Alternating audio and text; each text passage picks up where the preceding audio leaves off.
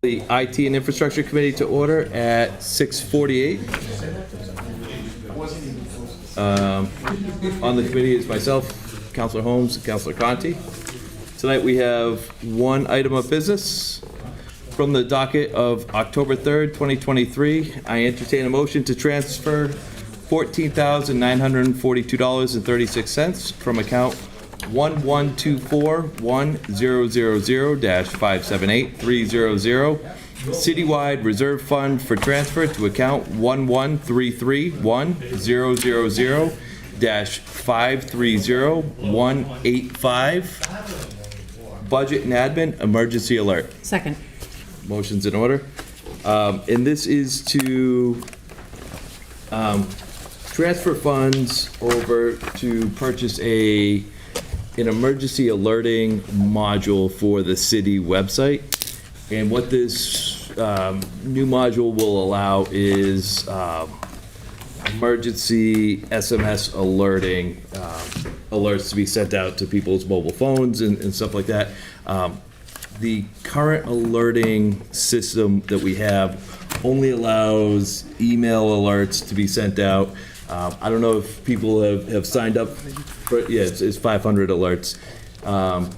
If people have signed up for alert notifications now on the website, that's limited to up to 500 people to subscribe to that, and then after that you have to increase it to it's an additional $1,000 for an additional 500 people. So we're sort of limited there. This for the $14,942. It's an unlimited license and it allows SMS notifications to go out. It's a better module, and so I encourage everyone to sign up or for people to approve this. Now, with that said, once this is in place, it doesn't mean that like things just get broadcast out automatically. So this isn't like an emergency 911. This is like at 2:20 tomorrow, everyone's phone's going to go off because they're going to be testing the emergency notifications, like either the federal or the state, I forget. But like 2:20 tomorrow, there's going to be a test that happens.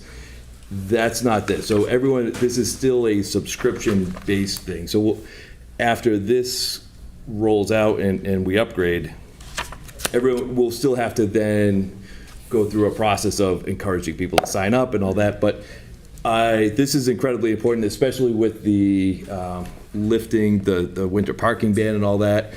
This will help with notifications for all of those sort of things. So I think this is a great thing and great progress. And it's, yeah, great. Councilor Holmes? Thank you. I think, does the high school use something, or the school systems use something similar? Because we get notifications for like school cancellations, and is it a similar system? It is different from what the high school uses. Okay. This is managed by Civic Plus, which is which is a reputable company. It is sort of the biggest name in companies that manage municipalities and city websites. They're sort of like a big conglomerate of municipal websites. Councilor Bennett? Thank you. I might have missed this at the beginning, but did you say, I heard you say unlimited license, but does this also include support for a certain duration of time?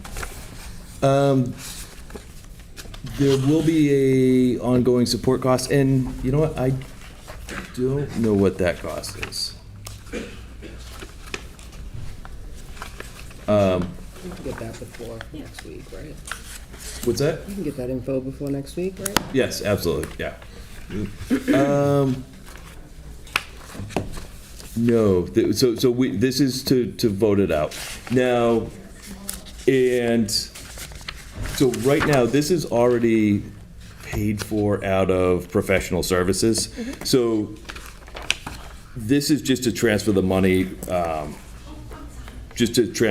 from reserve fund for transfer into emergency alert. So the services costs then are already sort of accounted for, or will be accounted for under that professional services line? Moving forward, yes. Okay. Councilor Conti? Feel like the Wizard of Oz. Can you hear me? We can. So, can you see that my hand is raised, or was it my waving? We can see the small icon, but raising your hand caught my attention more. Okay, Todd, Council Cover, Yes. this improved SMS Yes. capability is critical to the city. The system that we have is antiquated, carrying on 1,000. Agreed. And then being charged extra for every 1,000 students in a community of 46,000 is just not a good approach. So I fully support it. The question is, what's behind this in terms of finances? Has the whole system been thought through, or are we buying this component by component? And that completes my question. No, that's that's a great question, and that's exactly why I held this until today. That's a great question, and so this is one component that's part of Civic Plus. So Civic Plus is sort of a bigger company that manages our website. Civic Ready is the name of the plugin that will that does the SMS stuff. Civic Plus also they purchase C-Click Fix and they manage that for us. They do the overall website, which is undergoing some cleanup to sort of make it a little bit easier to navigate, but not a great overhaul. But everything's managed in the cloud and under their sort of security. It's not managed in a server here at City Hall. It's under their sort of security umbrella. So it all fits within that overall umbrella of Civic Plus in their management. So it's not like a piecemeal thing where we're buying one component from one company and another component from another and kind of piecing it together with servers like in the basement here at City Hall. It's a pretty coherent system, in my opinion, when I asked about it. So if I could ask a follow-up question, will we be purchasing additional components for police department, fire department, school department, or is there one module that allows the departments to get into the system? So the school department, I think, is separate, but now this department does allow the police department to access it and allows Chief Hagney, for instance, to there's an app that allows Chief Hagney to access the notifications from his cell phone and just send out a notification to say, hey, this street's closed, or to send out updates from his phone to notify about detours or things like that, and have those notifications immediately go out to everybody, or to notify when the parking bans, whatever the notification is, or for Mike Tyler and DPW to send out notifications as issues arise, and so. And that's all part of this. So city officials will all have access to this on the city side. I think, or the school is separate though. Well, my final question is that I currently receive all the notifications on my cell phone for things like planning board meetings, conservation commission meetings, city council meetings, and alerts that a tree is down or some flooding is going on. And so the new system's going to replace what I currently have, is that correct? That is correct, and there will be a migration plan, and they're working through that plan right now and trying to figure out how to migrate the existing 500 users with the existing notifications, the existing 500 subscribers over to the new system, is without losing them. Because one of the things they want to be careful of is they don't want to lose the existing 500 people we have, and then we want to start ramping up to gain additional subscribers once we have access to ramp that up. Just a final comment, I'm disappointed that there were only 500 people on the notification system. It's such a fabulous system. And I thought there was such a demand for notifications among the citizenry of Attleboro. I thought the number was in the several thousand, so I'm very disappointed here it's 500, but that completes my comments. I'm ready for vote. And not all 500 of those subscribers are from within the city of Attleboro. Some of those are builders from outside of the city that are, subscribing to notifications to, and the granularity will still be there to pick and choose for what you want to subscribe to, similar to the way it is now. So, okay, any other questions? All right, all those in favor? Aye? Aye. Opposed? Hearing none, motion passes. That concludes the business for IT and Infrastructure Committee. Move to adjourn. Second. All those in favor? Aye. Aye? Aye. Opposed? We are adjourned at 6:59. Counselor Conti, do you want to call the Finance Committee to order? I barely hear you, but I think you were turning the floor rules for me from my. I was, yes, sorry.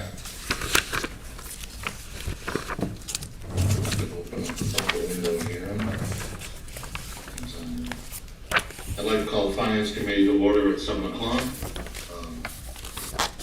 I'm sorry. Yeah, 7 o'clock there. Sitting on this committee is Councilor Cobus and Councilor Reynolds.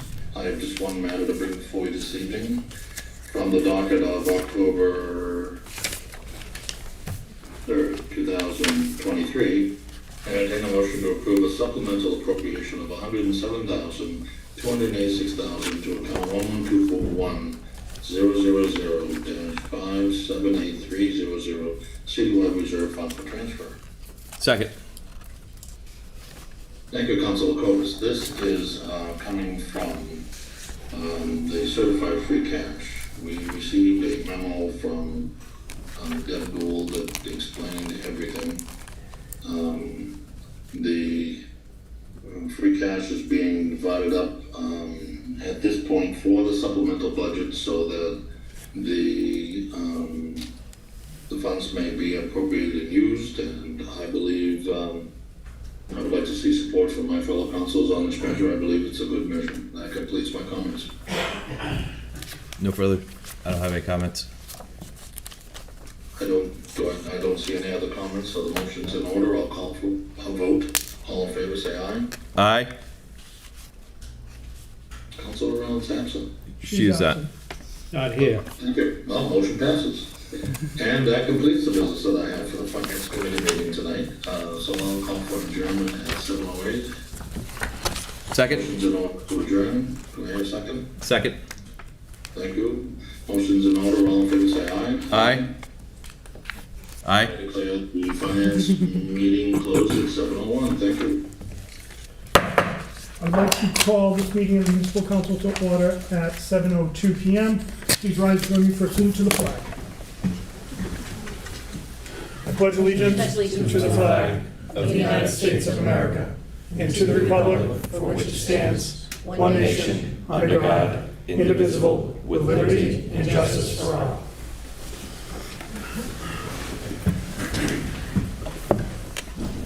I would entertain a motion to suspend the rules to account for Councilor Conti joining us remotely. Second? Motion is in order. Any comments? Seeing none, we'll have a roll call vote, beginning with Councilor Waterman. Mr. Waterman? Yes. Ms. Dolan? Yes. Ms. Bennett? Yes. Vice President Cobus? Yes. Ms. Holmes? Yes. Mr. Angelo? Yes. Mr. Tavares? Yes. Mr. Blair? Yes. President Delicio? Yes. 10 yeas, 0, excuse me, Mr. Conti? Yes. Thank you. 10 yeas, 0 nays. Thank you, motion passes.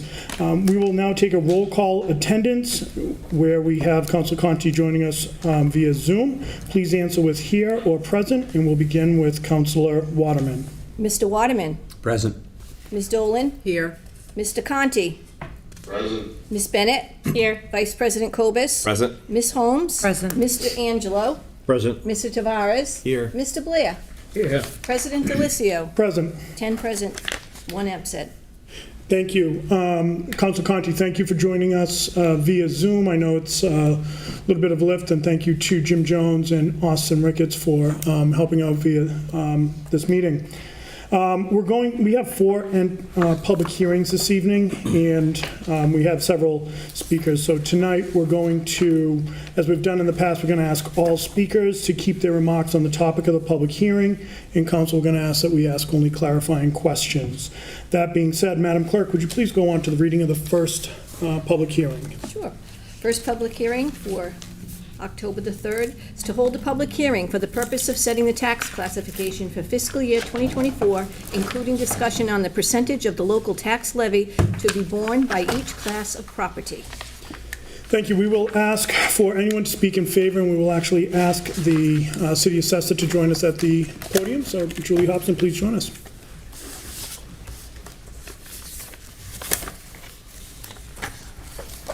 Hello. Good evening. evening, councilors. How are you? Good evening. I am Julie Hobson, the Chief Assessor for the City of Attleboro. And I, along with the Board of Assessors, who I'd like to thank for being here tonight, Donald Smith, Nancy McGuire Heath, and Mark Connors, will be presenting you with some information for the purpose of tax classification. So the purpose of the classification hearing is for the City Council to hold the public hearing to consider tax rate options, at which the assessors provide information. The City Council, with the approval of the mayor, must decide whether to reduce the share of the levy paid by the residential properties, and shift those taxes to commercial, industrial, and personal property. If so, they must vote the residential factor, which results in the percentage of the shift. Massachusetts General Law, Chapter 58, Section 1A specifies that the residential class must pay at least 65% of its full fair cash value percentage of the levy, while the CIP class cannot pay more than 150% of its full fair cash share percentage.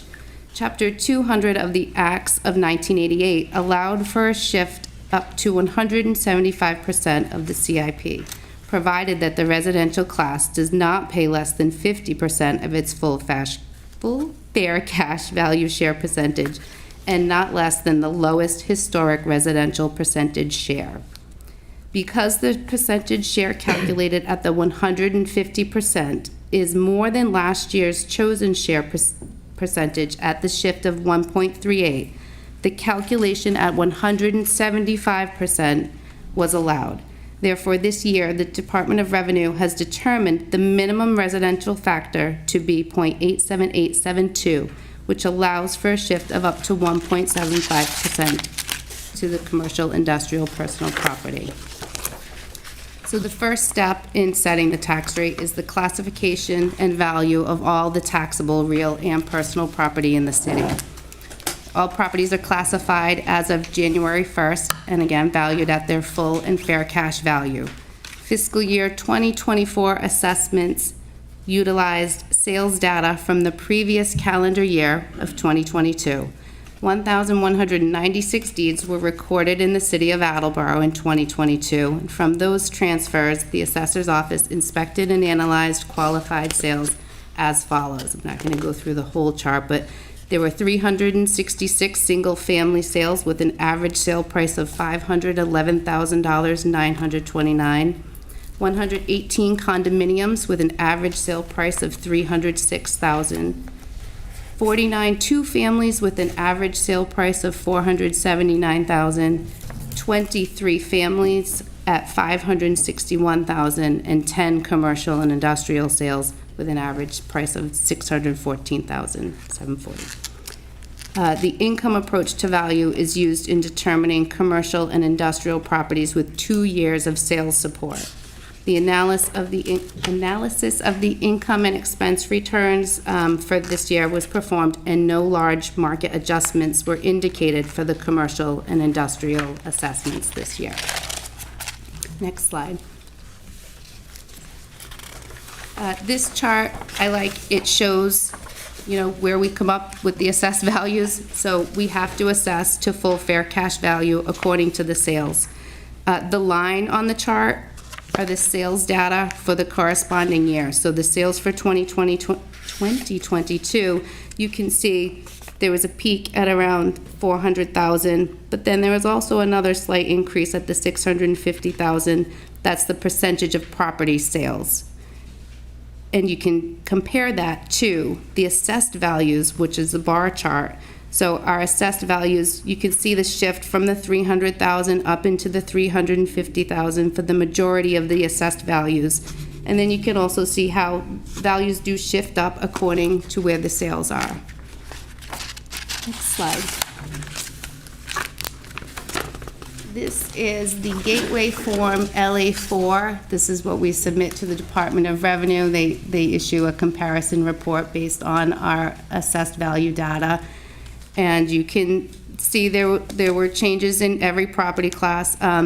It's important to remember that the changes you see are not only due to valuation changes, it's due to additions to the class, new construction, class code changes and things like that. So the overall single families went up about 14%. Condominiums 11%, and again, that's due to new construction as well as assessed value changes. I'm not going to go through every line, but if anybody has any questions on anything so far, anything they've seen, and of course, I'm available after for questions too. But okay. Next slide. So once you have your assessed values set, you need to determine the levy, which is the amount that the city can raise through taxation. And I like to say we're building the levy. You start with the prior year's levy limit. You add the Proposition 2.5% increase. To that, you add your new growth, and then the debt exclusion to get your current year levy limit. Important to remember, that's what Proposition 2.5 does. It limits the amount that the city can raise through taxation by 2.5% plus new growth to the city. What's new growth to the city? Next slide. So anything that's being assessed for the first time is considered new growth. The assessed value of new property is converted into tax dollars based on the previous year's tax rate, and it's added to the levy limit as allowed under Proposition 2.5. As part of this year's interim adjustment of values, 1,688 building permits were processed and inspected for property changes. And I think this year there was a lull in building from 2022, the 2022-2023 year. High construction costs, supply chain issues, as well as the rising interest rates just caused everybody to kind of take a pause. And so we didn't see as much new construction or completion of new construction as we had in past years. But looking forward, it looks like things are going to start picking back up. Our building permit count is already higher than it was at this time last year. So I'm pretty optimistic about that. Next slide. And so once you've determined your levy, now you get to decide your property tax policy. We look at 3 different things when it comes to property tax policy. There's the residential exemption, and we're going to continue to look at these each year to see if maybe something's changed in the city dynamic and it is a good fit.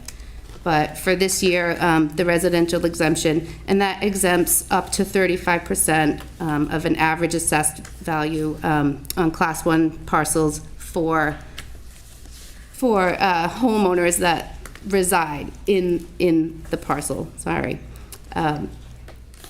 The city of Attleboro's residential class is predominantly owner-occupied, single-family dwellings. This may increase the property tax of parcels even if they qualify for the exemption. So there's almost a break-even point where people, even if they're getting the exemption, because it increases the tax rate to the class, they're gonna pay more anyway. So it just doesn't make sense yet or still for Attleboro. So for this reason, we're not recommending that. And then the small commercial exemption is also an option. This exemption would increase the tax rate on all commercial industrial properties. It doesn't affect personal property. It would benefit approximately 50 parcels out of the 456. For that reason, and because the council has voted the maximum exemption on personal property, I think that benefits the businesses. Nobody gets charged personal property tax for accounts that are under $10,000. I think that's a better fit for that, and the small commercial exemption is not recommended. Next slide. The last part of the property tax policy that needs to be decided is the tax allocation option. Again, the minimum residential factor is 0.87872, which would allow for a shift off of the residential class onto the commercial, industrial, and personal property class, up to 1.75. I have here in this chart just some random options. You'll see the last 3 pages of this presentation are generated from the DOR website, more what-if options. And if there are any options that you'd like to see that aren't listed here, I can go on to the gateway system and let you know what the tax rates might be. So this shows you, based on the shift you choose, what the percentage share of the levy that will be paid by the residential as opposed to the commercial industrial, and what it would do to the tax rates. A single tax rate would be, and it shifts a little bit depending, once the final tax rate is set, it's set, but it keeps shifting on me 1 cent. So it's either gonna be $13.63 or $13.64 if it were to be a single tax rate. The next page. This is just a visual representation. If you were to take where the red and the yellow meet, that's the baseline. That's the flat tax rate of $13.63.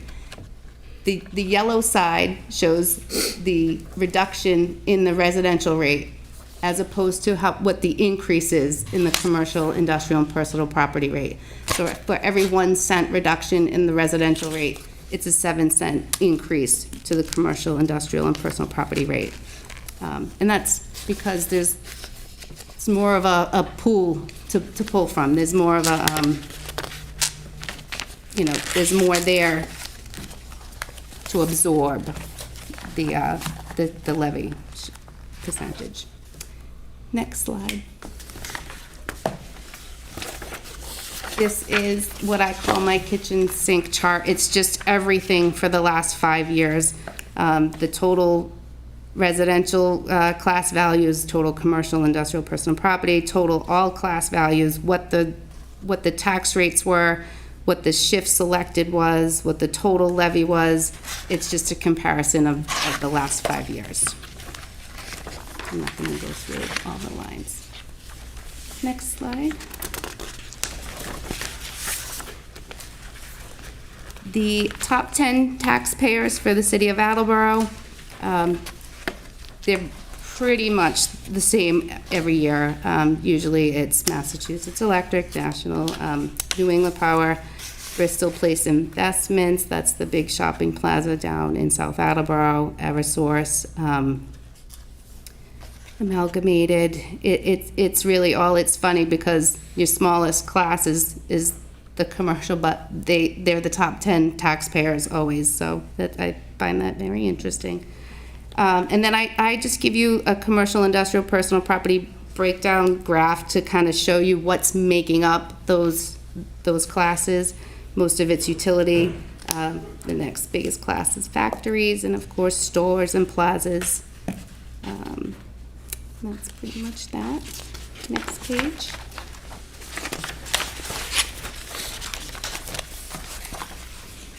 (2023) Bristol County tax rates and average tax bill comparison. Again, Attleboro, it seems to consistently fall right in the middle, number 11. Last year, the average single-family tax bill was $5,506, with a residential rate of $1,369, commercial rate of $2,027. And again, we fall right in the middle of our county partners. And next page is really just goes into what I was talking about, the what-if scenarios from the Department of Revenue. And that's the next page and the next page as well. And that concludes my presentation. Julie, thank you very much, and thank you for getting the presentation out to us in advance, certainly very helpful. Let me open it up to the council for any questions, starting with Vice President Kobus, then we'll go to Councilor Conti. Vice President Kobus. Thank you. First of all, thank you for getting this out to us ahead of time. And it looked relatively straightforward this year. The one number, it was a small number that jumped out at me that I wanted to ask about was the vacant land and accessory land looked, I think there were 48 new parcels. Was that something that? So that is a little bit higher this year than in past years, and I think that's indicative too of the fact that a lot of construction kind of got put on hold. So those vacant lots sat there, and then we had a big subdivision, Pike Estates off of Pike Avenue, and then another subdivision off of Reed and County Streets. So that's what's making up that larger number. We had a couple of big subdivisions come in, and it's a net number too. So as some come off, some come on, but it is larger than it has been in past years. Okay. And I didn't see any other numbers that looked like large swings in one direction or the other. Did I miss anything, or that? I mean, I tried, and I was really looking for something that. Yeah, no, there weren't any major, changes other than, like I said, the single-family homes. The parcel difference there is 22. Things did kind of slow a little bit. But, no. And then one of the things that I wanted to very much compliment you on and thank you for was the slide on sort of the policies and the comments regarding that. And I think that's useful for us to hear and to get your input on. Very much appreciate that feedback and putting that out for us to sort of digest it and look at. One of the things that I'll probably talk to you offline some other time about is whether or not the income model for commercial is right for us, and it's something we can talk about later. But that's for assessing commercial property, but that's something we can talk about later. Yeah. But no, I very much appreciate sort of giving us that feedback as part of this, and sort of, I think the presentation was great, so thank you. Thank you. Satisfied? That's it. Thank you. Councilor Conti. Yes, I have just a few comments. Unfortunately, I haven't been able to really review all this material beforehand because of this exceptional circumstance. But I've noticed on the chart that the residential, on the bar chart that you showed of the commercial versus the residential growth, that the residential growth is quite stunning and the commercial growth is quite stagnant. And that is alarming, that from a valuation standpoint, now where the residential composition is reaching 86%, I think I got that right, we are definitely becoming a bedroom community. All more reason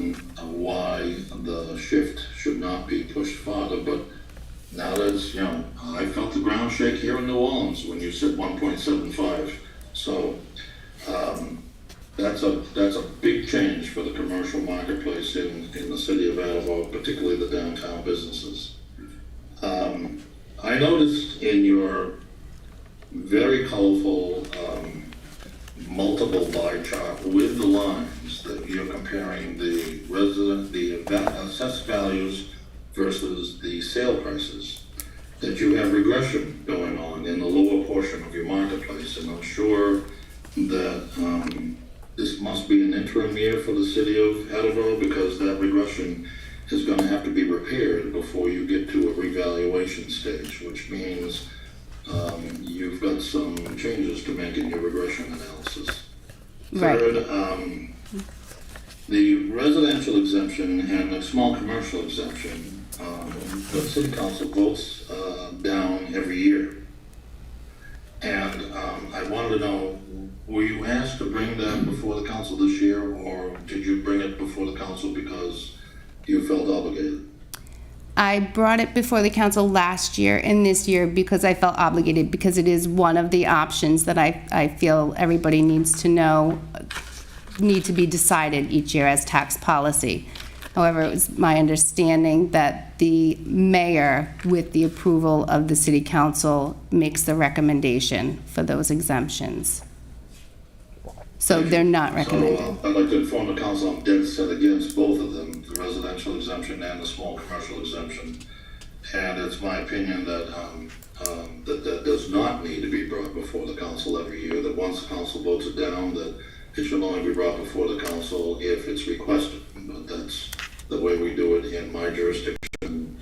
Each assessor gets the opportunity to do it the way they see fit. Julie, there is a $10,000 residual that is recommended by the Department of the Bureau of Local Assessment, which may prevent some of the split options from the council. You're going to need to identify that in each category. Then I did not see that in your financial charts. Did I miss something? I'm sorry, I'm not sure. The $10,000 residual?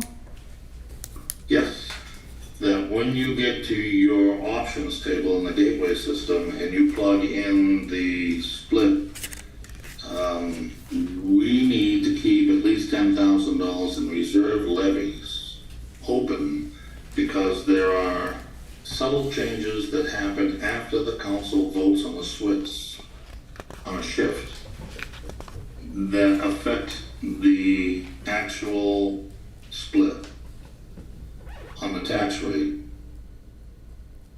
after the council takes the vote. And so the Bureau of Local Assessment has that you have $10,000 leeway to be able to accommodate the minor changes following the council vote. So we can talk offline during the week. Oh, no, yeah, I'm sorry, not to interrupt you. No, I didn't mean to interrupt you, but that is taken into consideration, and it will adjust off of the overlay. Okay, we need to talk offline. Okay. And finally, if you would reorder the Bristol County list of communities that have with an average tax bill to put them in small to large order by the average residential tax bill, I think that'd be more meaningful to the taxpayers and to the council, rather than putting it in alphabetical order. Okay, sure.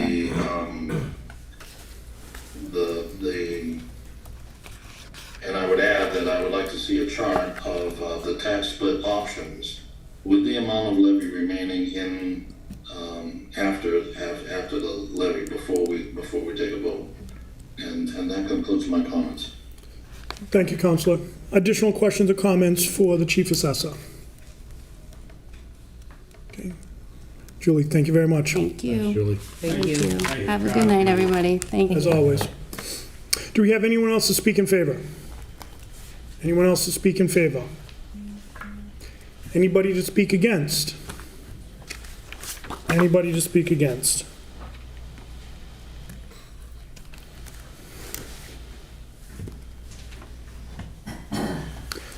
Good evening, everybody. My name is Jack Lank. I'm the president of the United Regional Chamber of Commerce, but I'm also a resident here in Attleboro.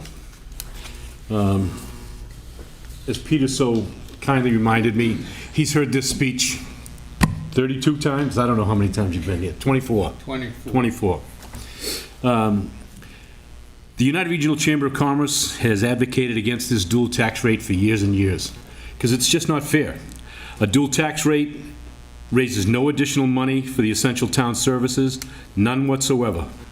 The total tax levy in any city or town in Massachusetts is set by Proposition 2.5, and the level of new growth in a city or town.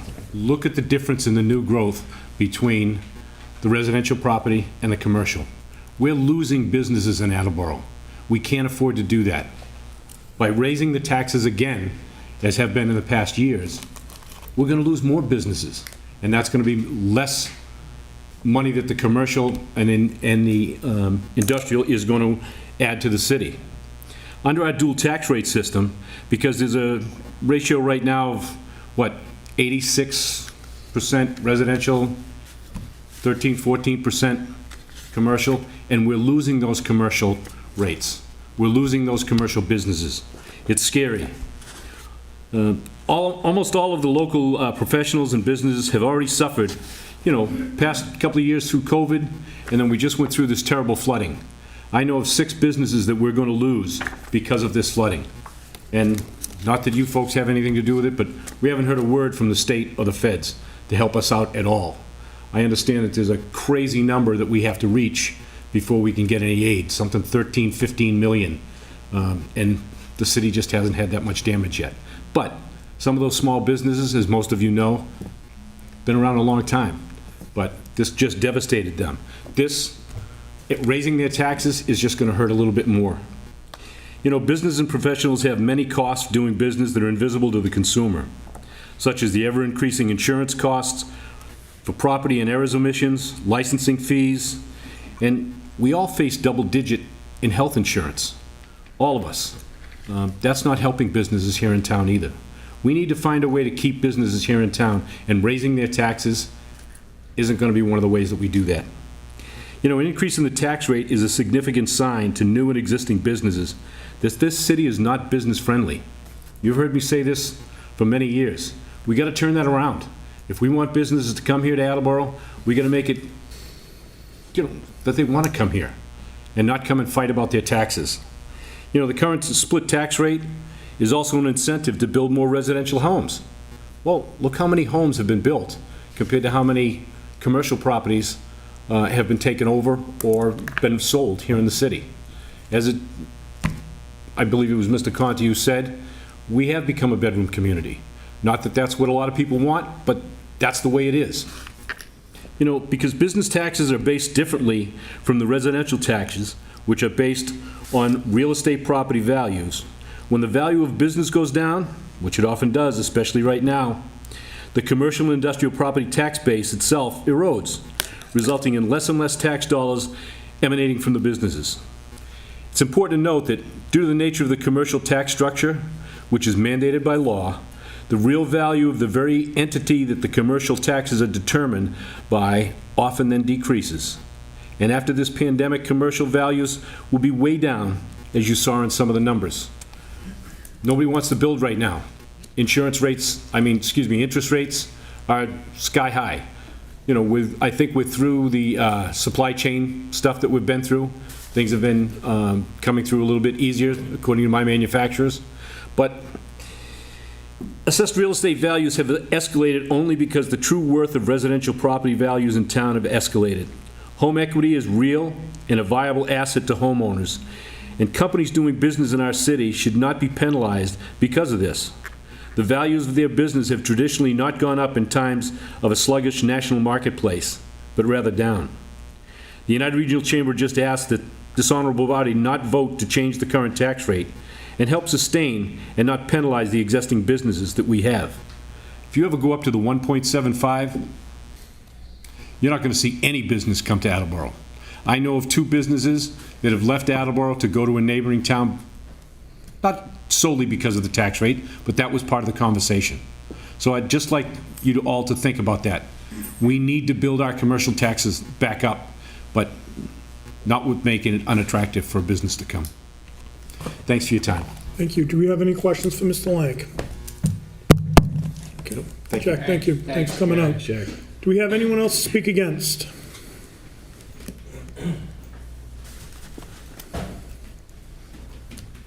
Sometimes I feel like Jack's my brother. Good evening, and thank you for the opportunity to speak. My name is Bill Larson. I pay taxes on Fairway Drive in Attleboro, and I pay taxes at 90 Olive Street at Larson Tool. For full disclosure, I am a member of the Attleboro School Committee. I'm on their Finance Committee. I'm also a member of the Mayor's One Budget, One City Committee, and I am not here representing either organization, but you need to know that. Most of you know I personally think that the premium tax rate, and that's what I refer to it as, that commercial properties pay should be no higher than 25% more than the residential. That, I think, would represent a relatively fair sharing of the burden. I know some of you sitting around this horseshoe would love to increase this rate, and that's your personal choice. Everybody has an opinion. There's a lot of people in this building who are trying very hard to attract business to Attleboro, because good jobs means good living, which means a better Attleboro for everybody. So my question to all of you tonight is this. If you're on a tour of the city with a potential new commercial property owner, and the mayor was there, the economic director was there, and you were looking to hopefully sway this person to come to Attleboro, how would you defend the question of the premium tax rate? And again, that's my word. I call it a premium because it's above and beyond. Everybody gets the same services from the city. We just happen to pay 38% more than the residents do. There are people very hard in this building working very hard to attract people to Attleboro, and I'm hoping that the 11 of you are part of that group. Thank you very much for your hospitality, and have a good night. Thank you, Mr. Lawson. Do we have any questions for the speaker? Okay. Thank you, Bill. Thank you very Thanks for coming much. down. Do we have anyone else to speak against? Anyone else to speak against? Anyone to speak neither for nor against? Anyone to speak neither for nor against? Councilor Conti, do you see any reason to keep this public hearing open? I do not, although I have asked for additional information to come from the assessor. Duly noted. Thank you, sir. I declare this public hearing closed. Assessor, thank you. Board of Assessors, thank you for coming down this evening. Madam Clerk, will you please go into the reading of the second public hearing? Certainly. A public hearing relative to the laying out and acceptance of 66 streets as public ways with a combined length of 42,290.61 plus or minus feet, 8.01 plus or minus miles. A list of the ways proposed to be accepted are available for review at the Municipal Council office. Thank you. Do we have anyone to speak in favor? Anyone to speak in favor? Do we have anyone to speak against? Please approach the podium. And if we could have your name and address for the record, please. John Robinson, 317 Newport Ave. Welcome, Mr. Robinson. These roads you're talking about accepting as public ways, these roads, are they in good shape? Or are they in disrepair? They need repair? And if so, what type of work do they need? And we've already been plowing these roads anyway, so I look at it as maintenance versus the plowing. We've already been doing the plowing on them. Okay. Do we have questions for the speaker? Councilor Dolan. Thank you. When you say "we," do you? The city. When you say "we," you mean the city? The city, yeah. Right. Okay. I just didn't know who. I used to plow for the city, so I know the roads. So I Understood. know what we did plow and what we didn't plow. I'm just a little taken back by taking on some more roads for maintenance when we can't even maintain some of the ones we have. May I? You may. I understand your point, and we are already maintaining these roads, even Okay. when they're a private way. So what happens is, when there's a particular road that's accepted, that information goes to the state, and then that'll be part of our Chapter 90 funds. So why didn't we just accept them when they were built? Well, there could be a myriad of reasons. I have no idea. Like, each individual road could be a different reason. Okay, give That me an I- example on the reasons why we wouldn't accept them when they were built. I can't answer that. Were they HOAs? Councilor Were they? Blair. Councilor Blair. If my recollection is correct, and I've been around a long time sitting in this seat, it's ultimately important that we accept the street once the engineers and the city looks at that street and says it's met all the necessary restrictions, All the guidelines. I all the agree. guidelines. Yeah. All right? I apologize, these should have been accepted a long time ago. Yeah, some of these are 30-year-old roads, Yeah, you know? but that's not my job to do it. But if we don't accept them, we don't get that Chapter 90 money. And as you said, we still plow them, we do our best to maintain them. It helps us financially Yep. on the city to accept these roads. That will lead me into my next issue. Stay on the subject. Oh, yeah. It's the same subject, but the same. You know, maintenance has become a real problem, because we don't have the money. Just out of my household, I've spent over $10,000 this year in property tax and excise taxes, just out of my household. I'm just curious on where some of this money goes. I've been living at that address for 27 years. The road's in disrepair. It's a major cut-through from North Attleboro to South Attleboro. The drainage is non-existent, and I keep getting the ping pong back and forth from Mike Tyler to the mayor. It's the mayor, it's Mike Tyler, it's the mayor, it's Mike Tyler. They stopped working on Newport Avenue, so when it rains, it turns into a river. And when that river goes down, it goes down in front of the Legion.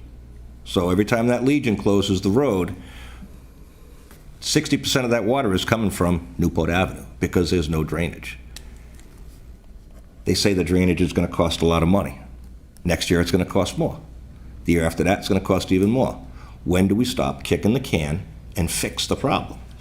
27 years I've been there, not once. They keep digging out the basins that lead to nowhere, Right. and they keep filling up.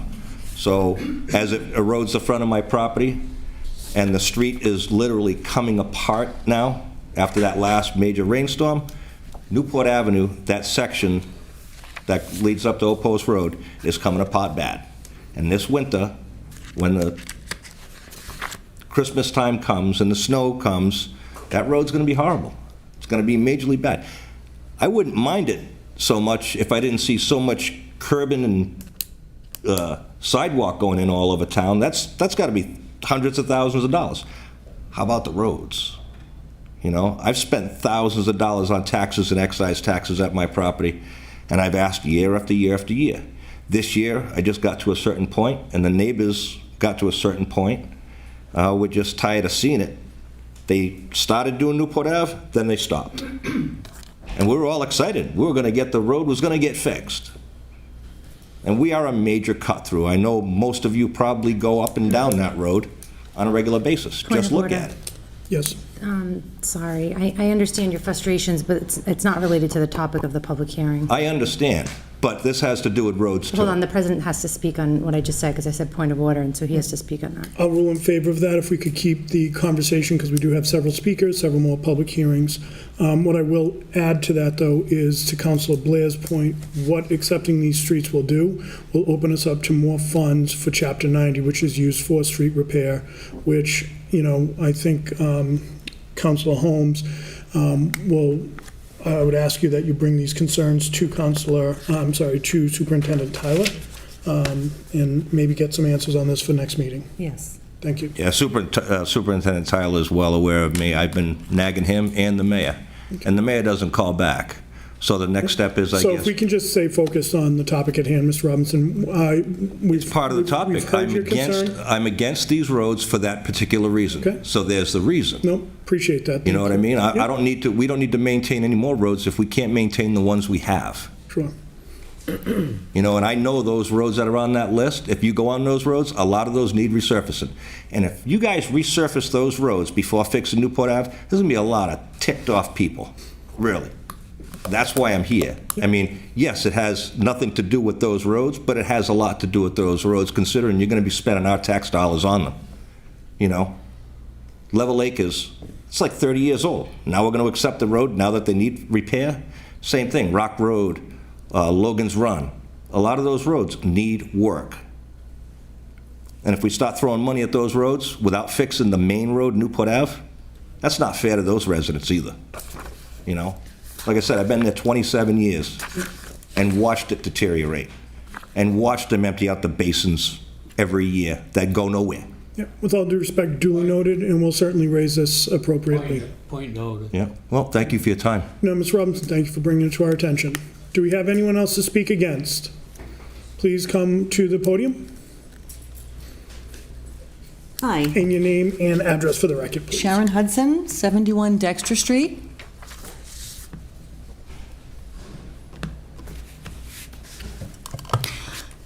I am the majority property owner of the first 146 feet of Hazel Street extension.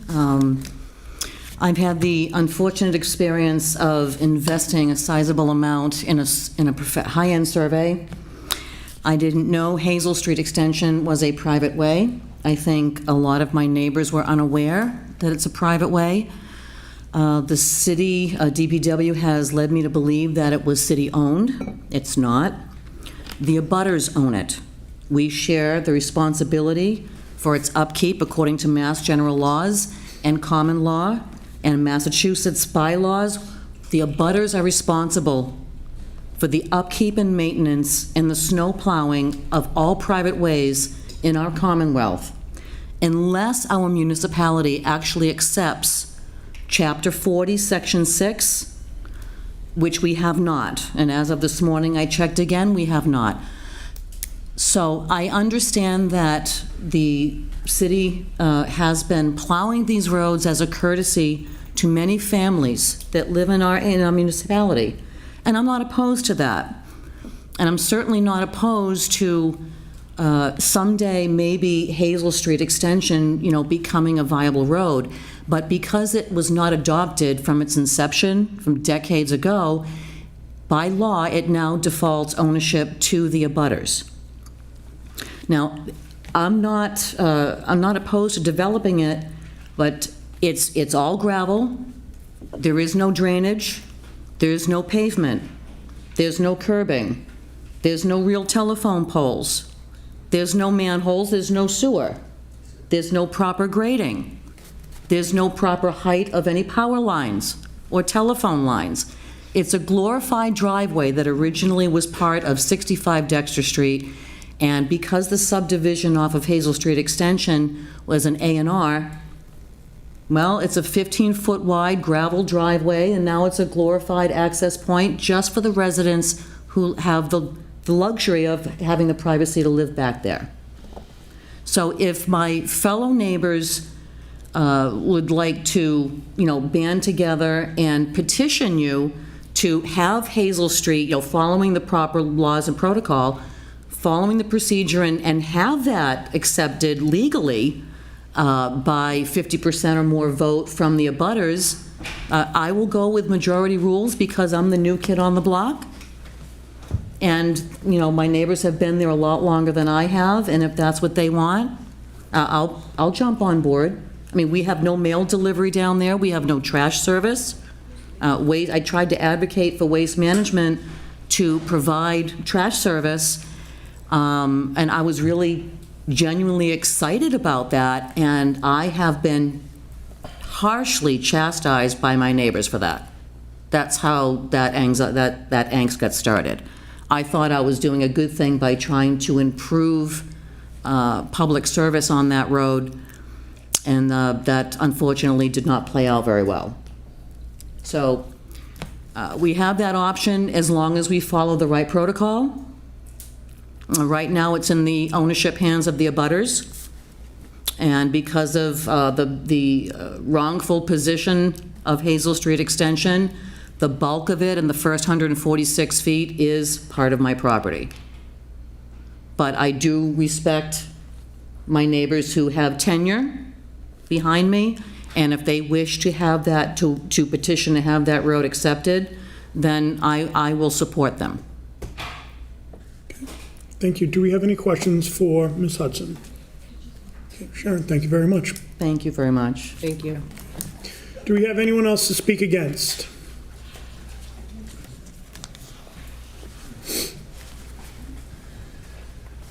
Good evening. Good evening. Jerry McGuire from Zachary Lane. I'm down in Level Acres, so I can't really say I'm against approving the roads. It's more of a question. So when the builder built that subdivision 30 years ago, they had to get a bond. The bond ensures that they complete their work. Where did it go? We can take that as a takeaway and find Whose that out. responsibility is it to make sure the builder does what we think our city is going to make sure that they're supposed to do? Mr. President, Council Blair. I believe, sir, that bond was given back, or we wouldn't even be considering accepting that street. That's usually done, the contractor applies for that. Yep, and the city holds it to ensure the work is done Right. correctly. And So when then- the work doesn't get done correctly, what does the city do? Goes after the Nothing. bond company. So the city, so you've got homeowners buying property in the city, assuming the city's gonna look out for them and make sure that the builder does what they're supposed to do and you're not. Oh, I didn't say that. So where did the bond go? Probably went back to the builder. Somebody put Why a did the stamp. bond go back to the builder if the builder didn't complete the roads? So, Ms. McGuire, we don't have the answers here tonight. We can get those answers. Obviously, we were 30 years later. We're paying the same taxes as everybody. Our roads are falling apart. Neighbors are discharging water out into the streets, busting the streets apart. The streets are gonna have to be redone. Councilor Dolan. Thank you. What makes you think the builder didn't complete what they were just? Why weren't the roads approved? I'm sorry? Why weren't? Oh, I can't answer that. That doesn't, that So- goes through a process. But what I'm saying is, if the builder completed Yeah. everything that they were supposed to do, then they would get their bond back. I can't answer you why it wasn't accepted immediately. I would say 30 years is a little more than immediately. Well, I'm not suggesting that it's not. I'm saying that if there is something specific that the builder didn't do, then they wouldn't get their bond back, and they would Okay. be required to do it. So I'm just saying on that part, where you said that why would we give the bond back if it's not complete? It must have been completed and inspected. Then Or why otherwise it wasn't it would- approved? I can't answer that question. So what we can do, Mr. McGuire, because these are good questions, everyone who's spoken tonight has raised good questions. I'll ask Chair Holmes if for her next committee meeting, you'd please ask the city planner and the DPW superintendent to appear in front of us. These are historic questions that will take a little bit of research, but we'll gladly do it, and we'll have both of those experts here at the next committee meeting. Thank you. No, thank you for raising it. Do we have anyone else to speak against? Please come to the podium and give us your name and address.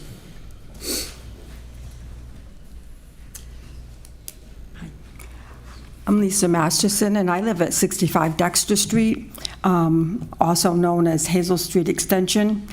And I will be living in my home. It will be 30 years this coming March. Raised my family, my animals, grew my gardens. And yeah, I really enjoyed my time in that space. I'm here with my other neighbors that are on Hazel Street Extension.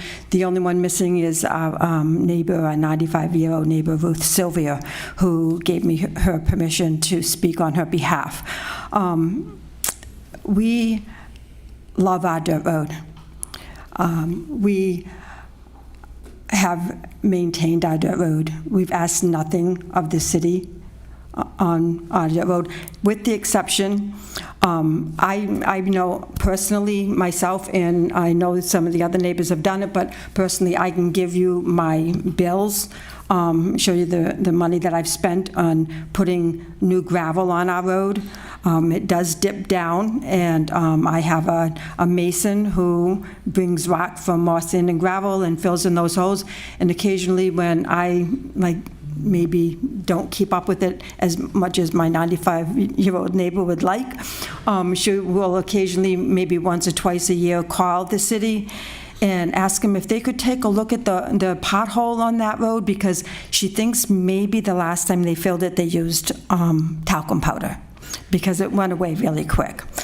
So with the exception of a few times, that maybe has happened once or twice a year, we take care of that road. We, I guess collectively, and more importantly, Ruthie asked me to ask this, why now? Why now? Why? She's 95, she grew up in the house that I live in, and now has a house at the end of the road, and has lived there since as an adult. And we're perfectly happy down there. We have everything we need. Someone said, well, it'll be easier for emergency vehicles. She has been successfully serviced by them. I myself have. I know a couple of my other neighbors that have. They can get in, they can get out. Everyone's still alive. We're all good. I pay a decent amount of taxes. I get a couple of acres of land down there. I'm secluded. I love it. Everyone else loves it. We're all doing our thing. And we, again, collectively don't want it to happen. Why would you want to take our tax dollars that we're paying you to do something that we don't want you to do?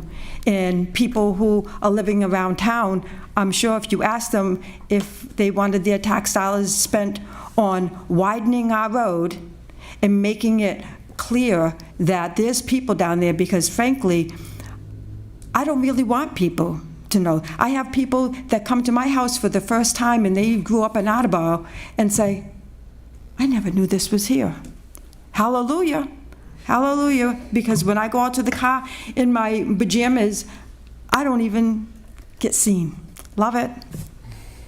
So my question to the council, or whoever it is that's making the decision to accept our road and then have to go the next 90 yards of taking down a ton of trees, widening a road that is surrounded by wetlands. And I think conservation alone would be something that would stand in the way of, because there's so much wetland that there's no way that there wouldn't be runoff into the little creatures that live there.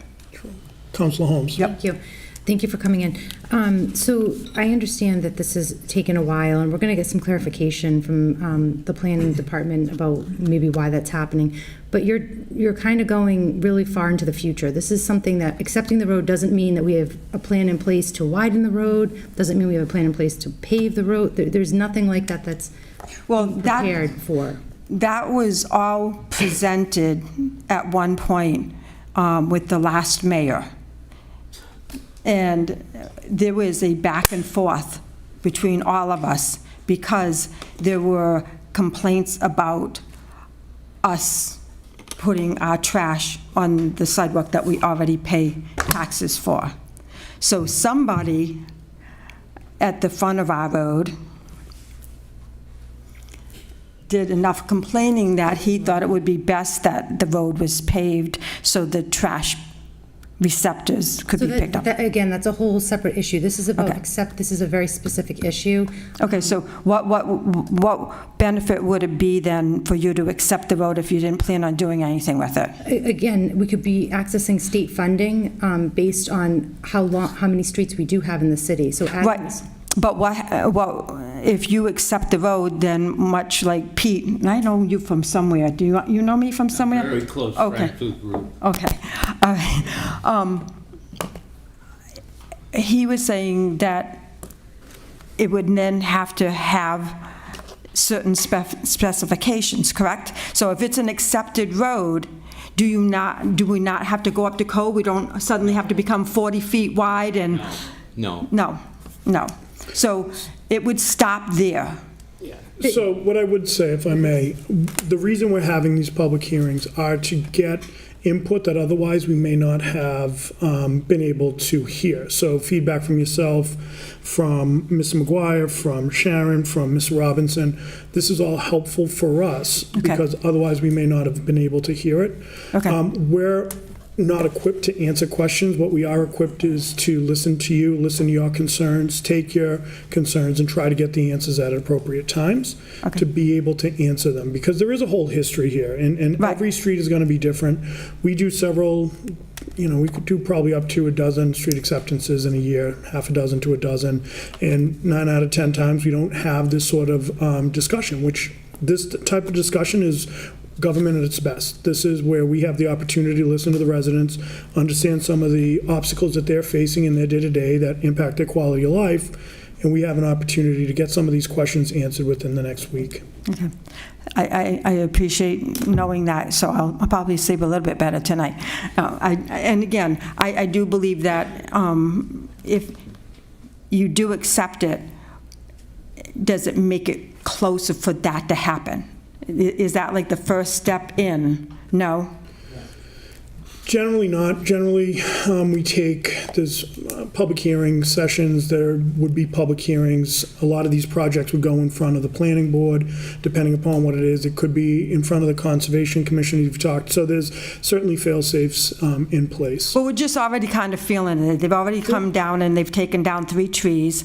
They're talking about taking another tree down that, might be in the way of like some emergency vehicle.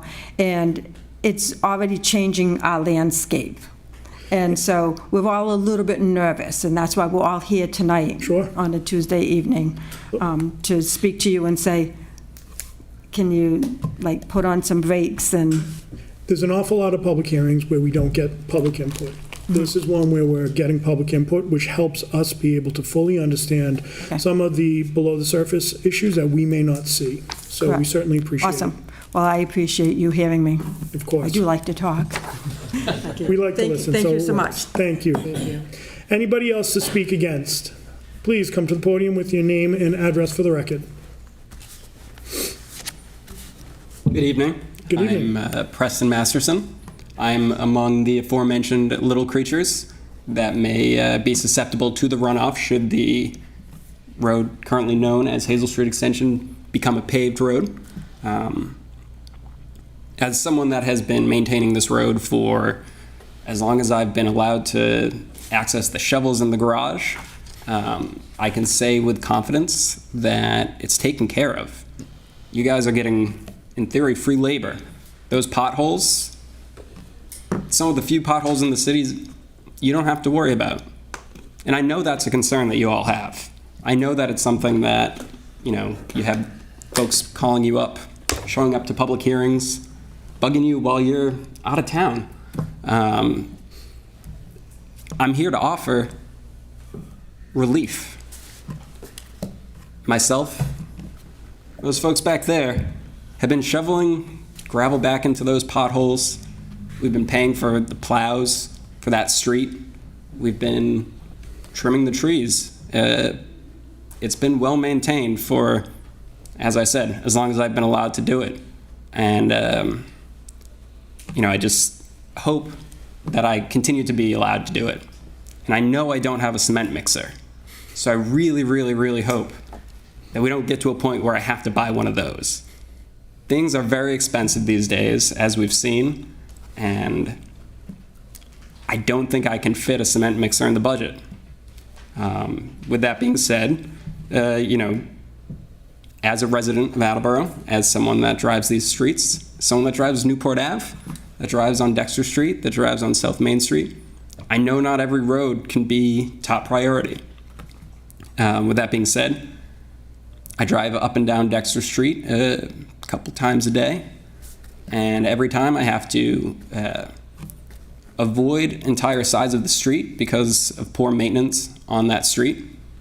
And every time I think to myself, you know, if this street can't be maintained for 400 residents that live in the attached condominiums and off Stanley Street, then how can I have confidence in our ability to maintain a small road that services 4 residents that most other residents don't know exist? I feel as though it would be selfish of me to expect special treatment from the city to maintain that road when you guys don't get to enjoy it. That being said, next barbecue, you guys are all invited. I know that my count is trying to win favor with you. We're just friends, all right? But with that being said, I thank you for your time on behalf of me and all the other little creatures on Hazel Street Extension. And Preston, can we just have your address for the... 65 Dexter Street. Great. Also, it might be worth disclosing, I am an administrator on Attleboro, but on Facebook, but I'm here representing myself and the residents of Hazel Street Extension. Very good. Any questions for Mr. Masterson? Masterson. Sorry, I can't read my own writing. It's okay. Any questions? All right. Thank you so much for coming down. Thank you. Thank you. Do we have anyone else to speak against? Anyone else to speak against? Anyone to speak neither for nor against? Anyone to speak neither for... Oh, please approach the podium.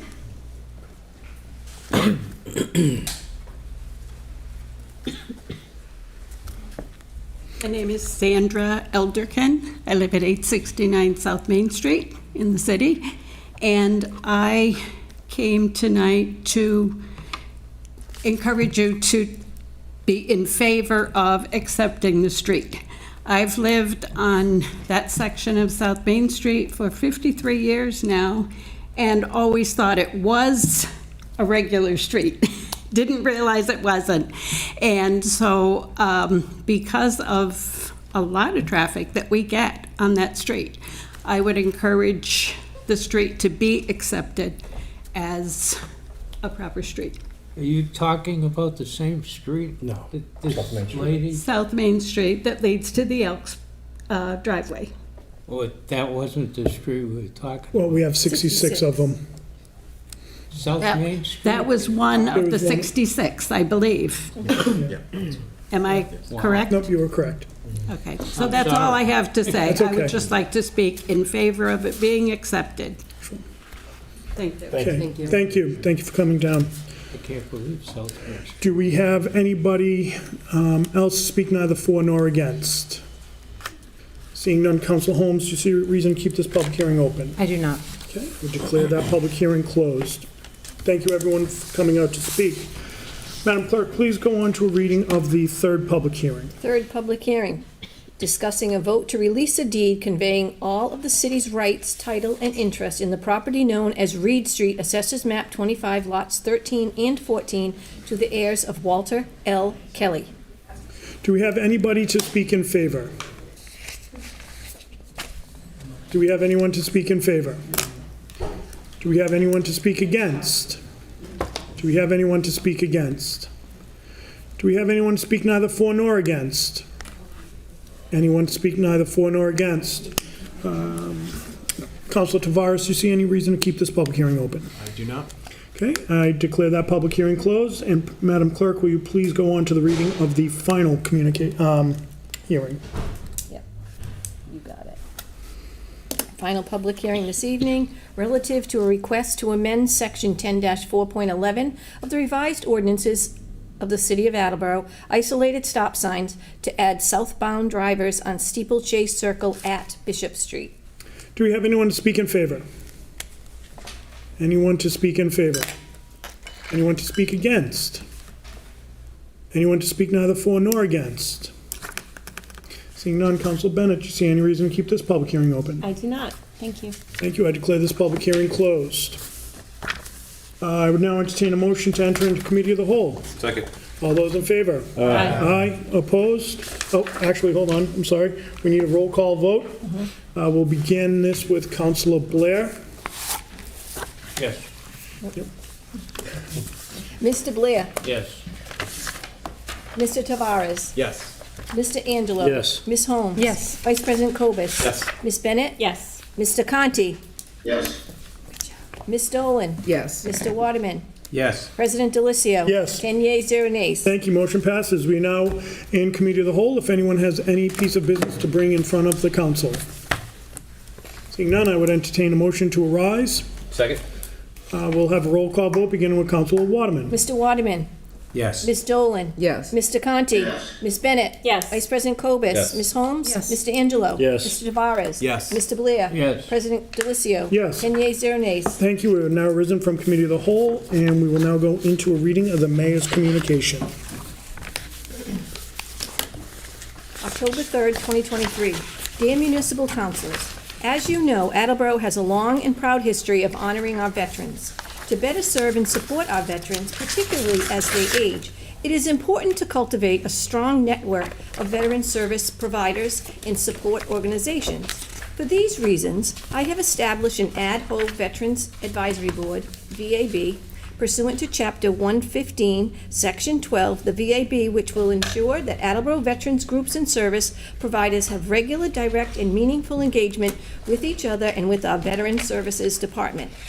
VAB members will meet regularly to share information about veterans' issues, provide input, and make recommendations to Director of Veteran Services Ben Quell. Each member shall report to the board whatever veteran-related issues or concerns they become aware of in the city through their relationships with different veterans and veterans organizations. In this way, Attleboro's Veterans Department may remain constantly apprised of any issues affecting veterans within our community, and such issues can be brought before the board for discussion and possible action. The VAB will also assist in the planning of veterans-related events and observances. Accordingly, I have appointed the following community members to the Ad hoc Veterans Advisory Board, and I ask you to join me in thanking them for agreeing to serve the city and our veterans in this matter. Michelangelo, Marines; Laura DeSimone, Army; Brian Donato, Marines; Julie Hall, Air Force; Paul Jakes, Army; Kelly Lee, COA Director; Scott Mercier, Resident; Shane Rio, Army; Walter Thibodeau, Air Force. Thank you. That's an FYI, and thank you to all of the volunteers, including our own Councilor Angelo. I am pleased to inform you that the Director of Planning and Development, Gary Arazian, is commencing work on 3 very important matters: updating both the comprehensive plan and the open space and recreation plan, and coordinating a housing needs assessment. For each of these purposes, I have established the ad hoc committees described below. We are truly fortunate to have dedicated community members willing to volunteer their time and effort to help guide the city into our best future. The current comprehensive plan was prepared in 2012. Much has changed in the last decade, and it is critical that we update this important document.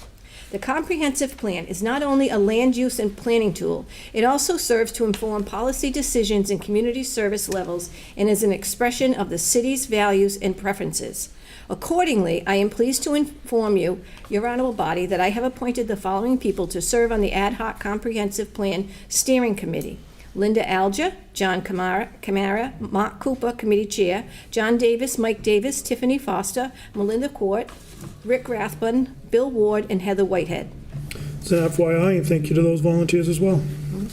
The Open Space and Recreation Plan was last updated in 2009.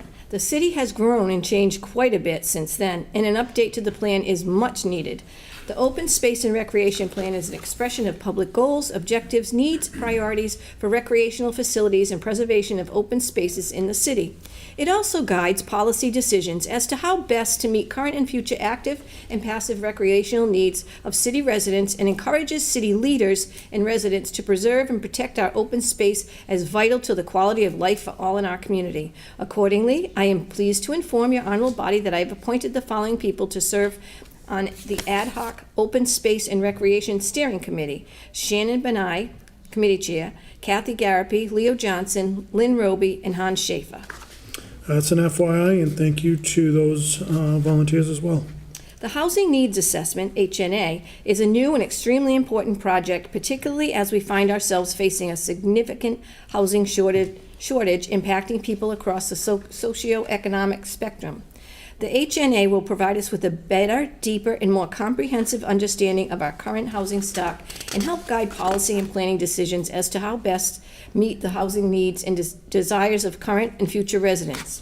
The HNA will help us diversify our housing stock across several domains: lot sizes, locations, housing styles, single-family, multifamily apartments, condos, accessory dwellings, units, manufactured homes, senior housing, low-income housing, veteran housing, etc., and price point. It is vitally important that we identify our housing challenges and begin working to expand housing options to ensure our continued growth and vitality as a community. Accordingly, I am pleased to inform your honorable body that I have appointed the following people to serve on the Ad hoc Housing Needs Assessment Steering Committee: Dorothy Brissett, Heather Whitehead, Committee Chair, Shannon Benai, Shantae Davidson, John Davis, Paul Dumichel, and Melinda Court. That's an FYI, and thank you to that committee as well. I respectfully submit a communication from Solid Waste Manager Cheryl Perry regarding the receipt of Sustainable Materials Recovery Program municipal grant from the Massachusetts Department of Environmental Protection in the amount of $51,000. This funding will be used on approved activities and equipment to enhance the performance of the city's waste reduction programs.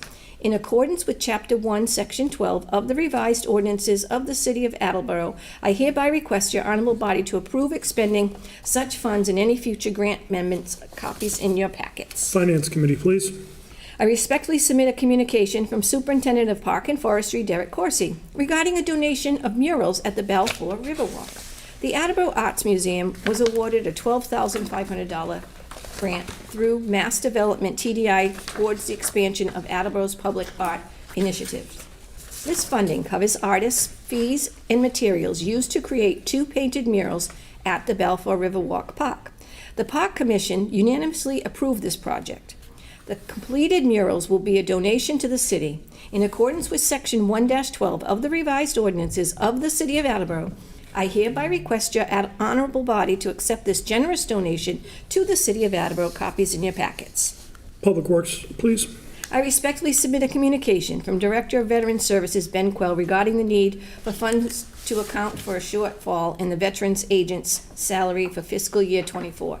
Therefore, I hereby request your honorable body transfer $2,261.91 from account 11241000-578300 Citywide Reserve Fund for transfer to account 1543100-51100 Veterans Benefits Salary and Wages. Copies in your packets. Personnel, Veterans, Human Services, please. I respectfully submit a communication from Superintendent of Water, Courtney Allen, regarding the need for funds to hire an outside consultant to provide the required safety, health, and compliancy training, as stated in the communication of September 5th, 2023.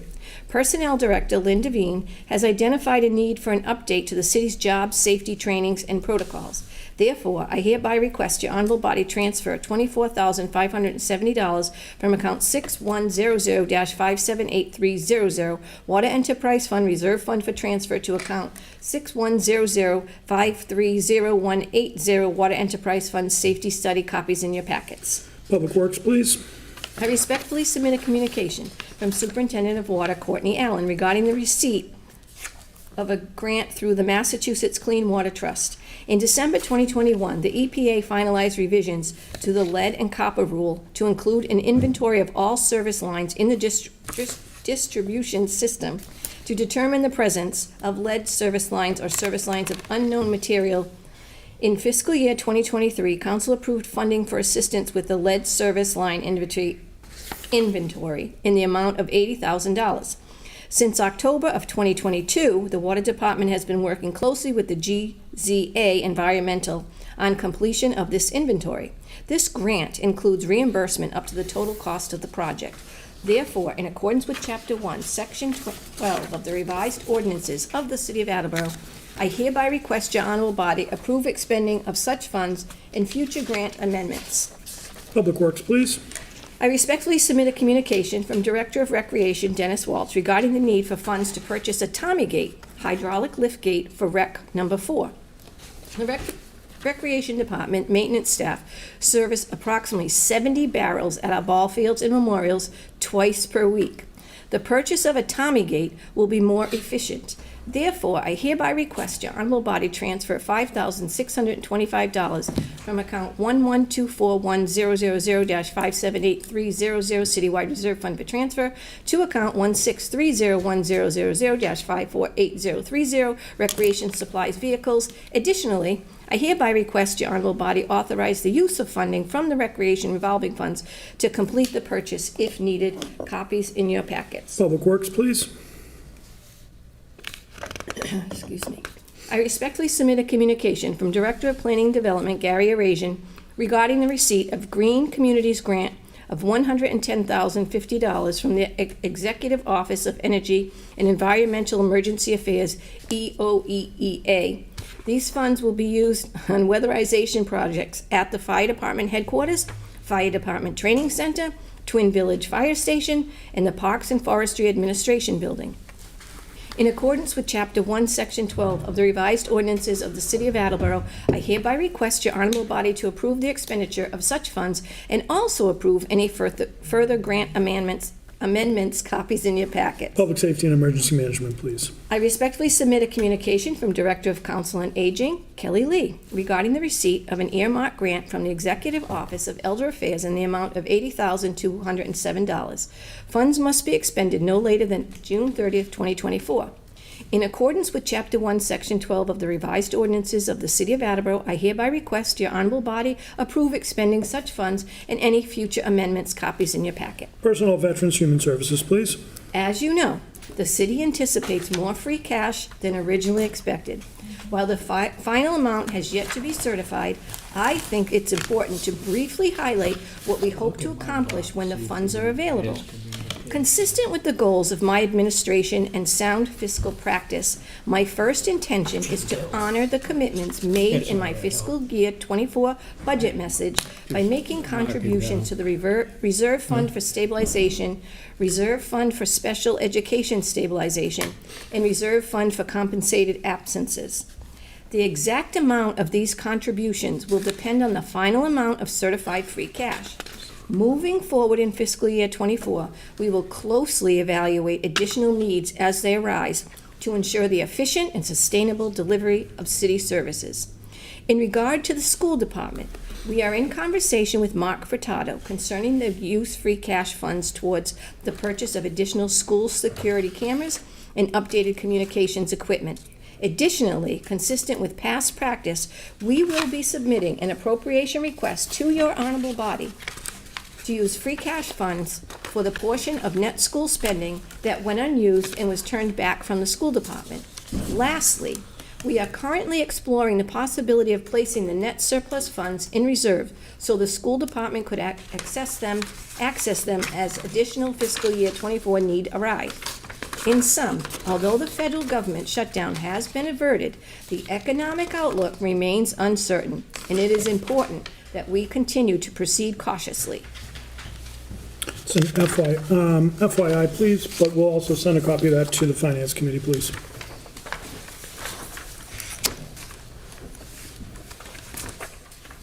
I respectfully submit a communication from Fire Chief Scott T. LaChance asking to enter into a contract with Comstar, a third-party ambulance billing company, for 1 year with 4 one-year renewals.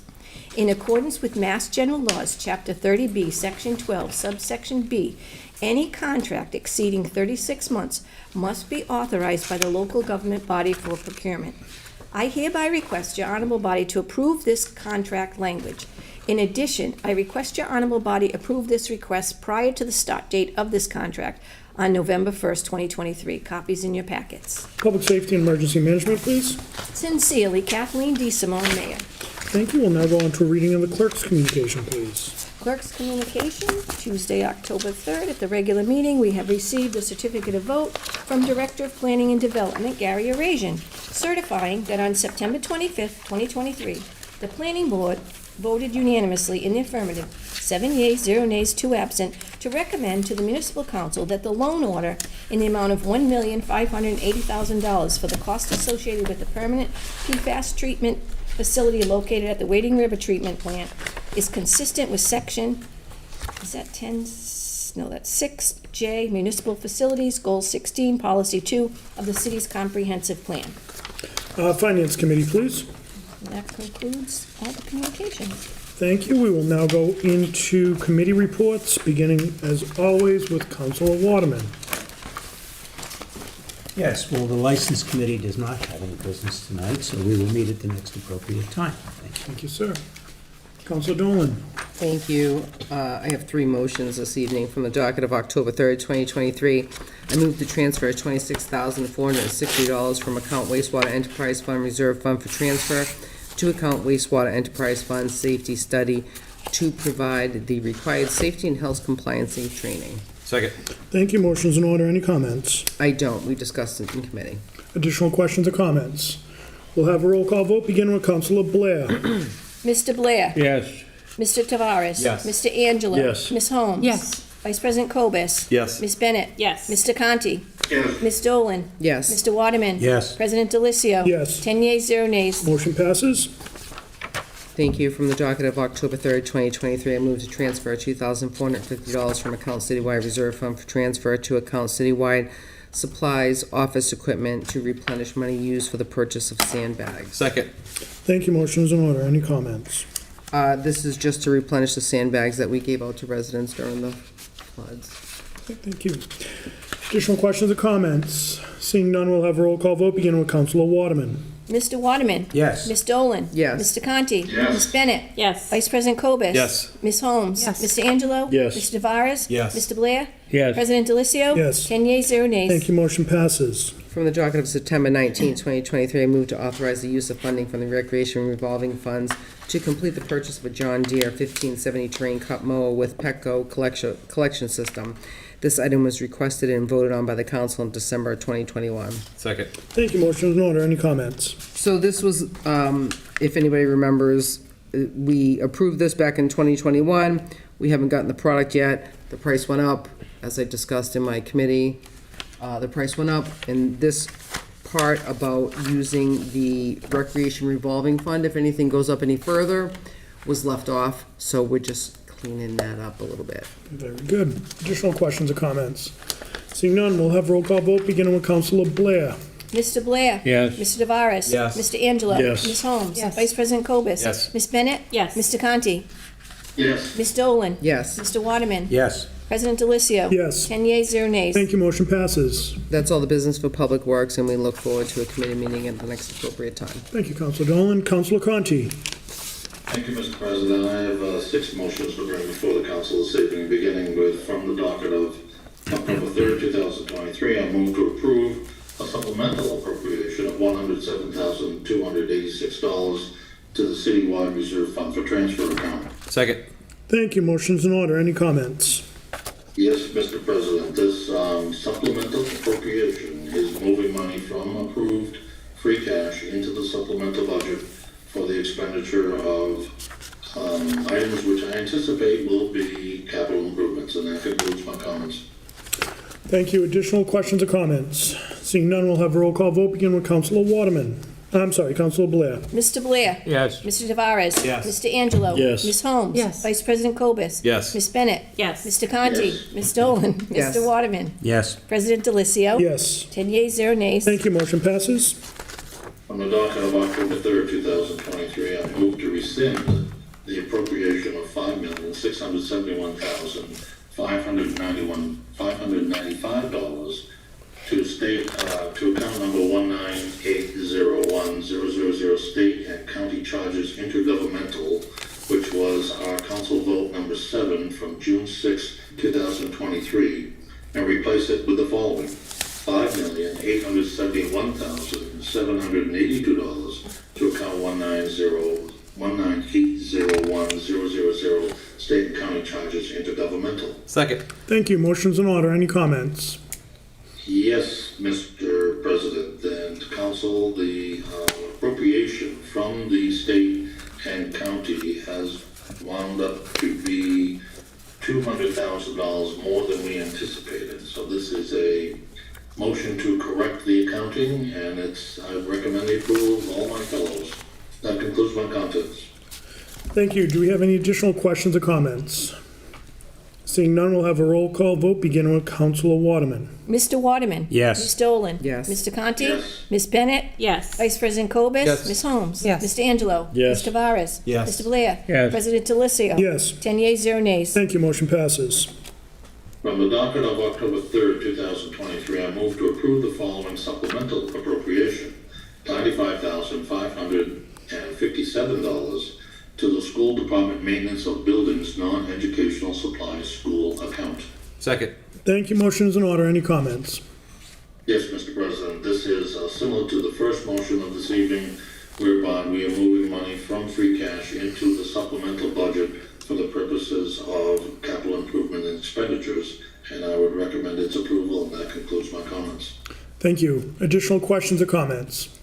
Seeing none, we'll have a roll call vote, beginning with Councilor Blair. Mr. Blair? Yes. Mr. Tavares? Yes. Mr. Angelo? Yes. Ms. Holmes? Yes. Vice President Cobus? Yes. Ms. Bennett? Yes. Mr. Conti? Yes. Ms. Dolan? Yes. Mr. Waterman? Yes. President Delicio? Yes. 10 yeas, 0 nays. Thank you. Motion passes. Thank you, Mr. President. From the docket of October 3rd, 2023, I move to approve the following supplemental appropriation, $127,726 to the School Department Maintenance of Buildings Non-Educational Supplies School account. Second. Thank you. Motion is in order. Any comments? Yes, this is now sounding very familiar, that this is money being moved from free cash into the supplemental budget for capital improvement and expenditures, and I would encourage its passage. And that concludes my comments. Thank you. Additional questions or comments? Seeing none, we'll have a roll call vote, beginning with Mr. Waterman. Mr. Waterman? Yes. Ms. Dolan? Yes. Mr. Conti, thank you. Ms. Bennett? Yes. Vice President Cobus? Yes. Ms. Holmes? Yes. Mr. Angelo? Yes. Mr. Tavares? Yes. Mr. Blair? Yes. President Delicio? Yes. 10 yeas, 0 nays. Thank you. Motion passes. Thank you, Mr. President. From the docket of October 3rd, 2023, I move to approve the following supplemental appropriation, $32,169 to the citywide reserve fund for transfer account. Second. Thank you. Motion is in order. Any comments? Yes, Mr. President, this once again is money moving from free cash into the supplemental budget for expenditures in capital improvements this year to be moved out of the reserve fund for transfer, and I would highly recommend its passage. That concludes my comments. Thank you. Additional questions or comments? Seeing none, we'll have a roll call vote, beginning with Councilor Blair. Mr. Blair? Yes. Ms. Tavares? Yes. Mr. Angelo? Yes. Ms. Holmes? Yes. Vice President Cobus? Yes. Ms. Bennett? Yes. Mr. Conti? Yes. Ms. Dolan? Mr. Waterman? Yes. President Delicio? 10 yeas, 0 nays. Yes. Oops, sorry. Thank you. Motion passes. Thank you, Mr. President. From the docket of October 3rd, 2023, I move to authorize the school department to pay the following previous year's school bills totaling $7,262.04 as identified in Mr. Furtado's communication and detailed in our committee meeting. Second. Thank you. Motion is in order. Any comments? I have no comments. I would recommend its passage, and that concludes my comments. Thank you, Councilor. We'll have roll call vote, beginning with Mr. Waterman. Mr. Waterman? Yes. Ms. Dolan? Yes. Yes. Mr. Conti, thank you. Ms. Bennett? Yes. Vice President Cobus? Yes. Ms. Holmes? Yes. Mr. Angelo? Yes. Mr. Tavares? Yes. Mr. Blair? Yes. President Delicio? Yes. 10 yeas, 0 nays. Thank you. Motion passes. Thank you, Mr. President. That concludes the business that the Finance Committee has to bring before the council with a touch of Creole. We look forward to a meeting at the next appropriate time. Thank you, Councilor. Thank you for joining us from New Orleans. Councilor Bennett. Reporting for Traffic and Transportation Committee, I have two motions for this evening. I entertain a motion to strike the following from the docket of February 7th, 2023. A request to study and recommendation for no parking from Orange Street to Brownell Street on Parker Street, westerly side. Second. Thank you. Motion is in order. Any comments? No, this was discussed in committee. Okay. Additional questions or comments? Seeing none, we'll have roll call vote, beginning with Councilor Blair. Mr. Blair? Yes. Mr. Tavares? Yes. Mr. Angelo? Yes. Ms. Holmes? Yes. Vice President Cobus? Yes. Ms. Bennett? Yes. Mr. Conti? Yes. Ms. Dolan? Yes. Mr. Waterman? Yes. President Delicio? Yes. 10 yeas, 0 nays. Thank you. Motion passes.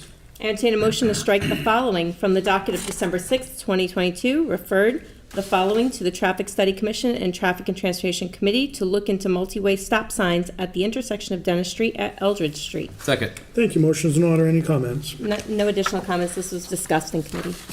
Thank you. Additional questions or comments? Seeing none, we'll have roll call vote, beginning with Councilor Waterman. Mr. Waterman? Yes. Ms. Dolan? Yes. Mr. Conti? Yes. Ms. Bennett? Yes. Vice President Cobus? Yes. Ms. Holmes? Yes. Mr. Angelo? Yes. Ms. Tavares? Yes. Mr. Blair? Yes. President Delicio? Yes. 10 yeas, 0 nays. Thank you, motion passes. That concludes the business of the Traffic and Transportation Committee for this evening, and we look forward to a meeting at the next appropriate time.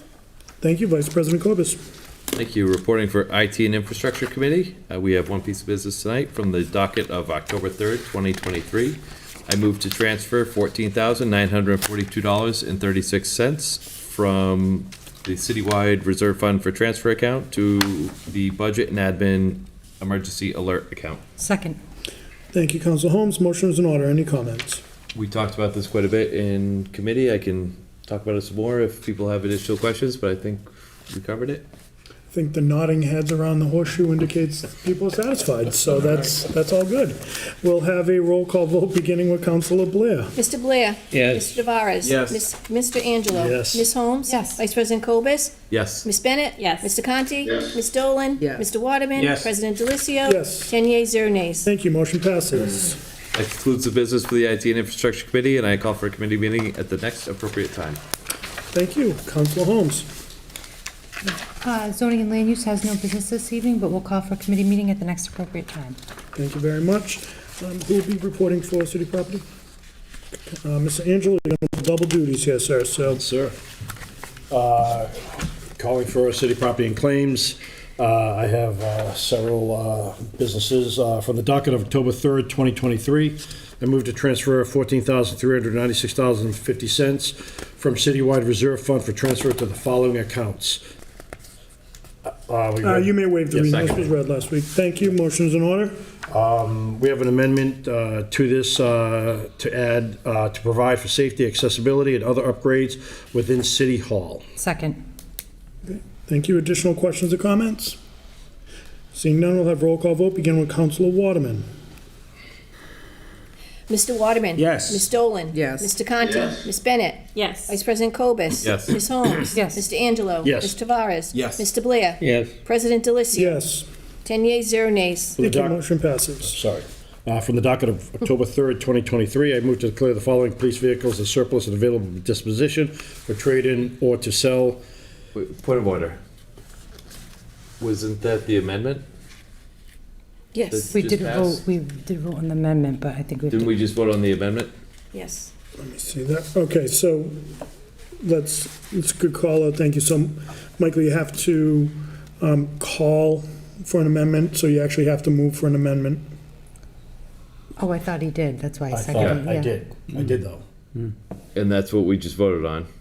So as The amended. Okay, so, yeah, so I was waiving the reading of those pieces when, so let's just, we can, it's not an issue, we'll go back. All right, so let's just do that again. So, Can we read the entire thing from start to finish as amended? yeah. Okay. So I believe, so Council Holmes seconded the amendment, so now we'll vote on it as amended. So Okay. to Vice President Corbus's point, just read the entire thing, including the, you don't need to read the account numbers, just the dollar amount to what account. Okay. As amended, from the docket of October 3rd, 2023, I move to transfer $14,396.50 from account Citywide Reserve Fund for transfer to the following accounts to provide for safety, accessibility, and other upgrades within City Hall.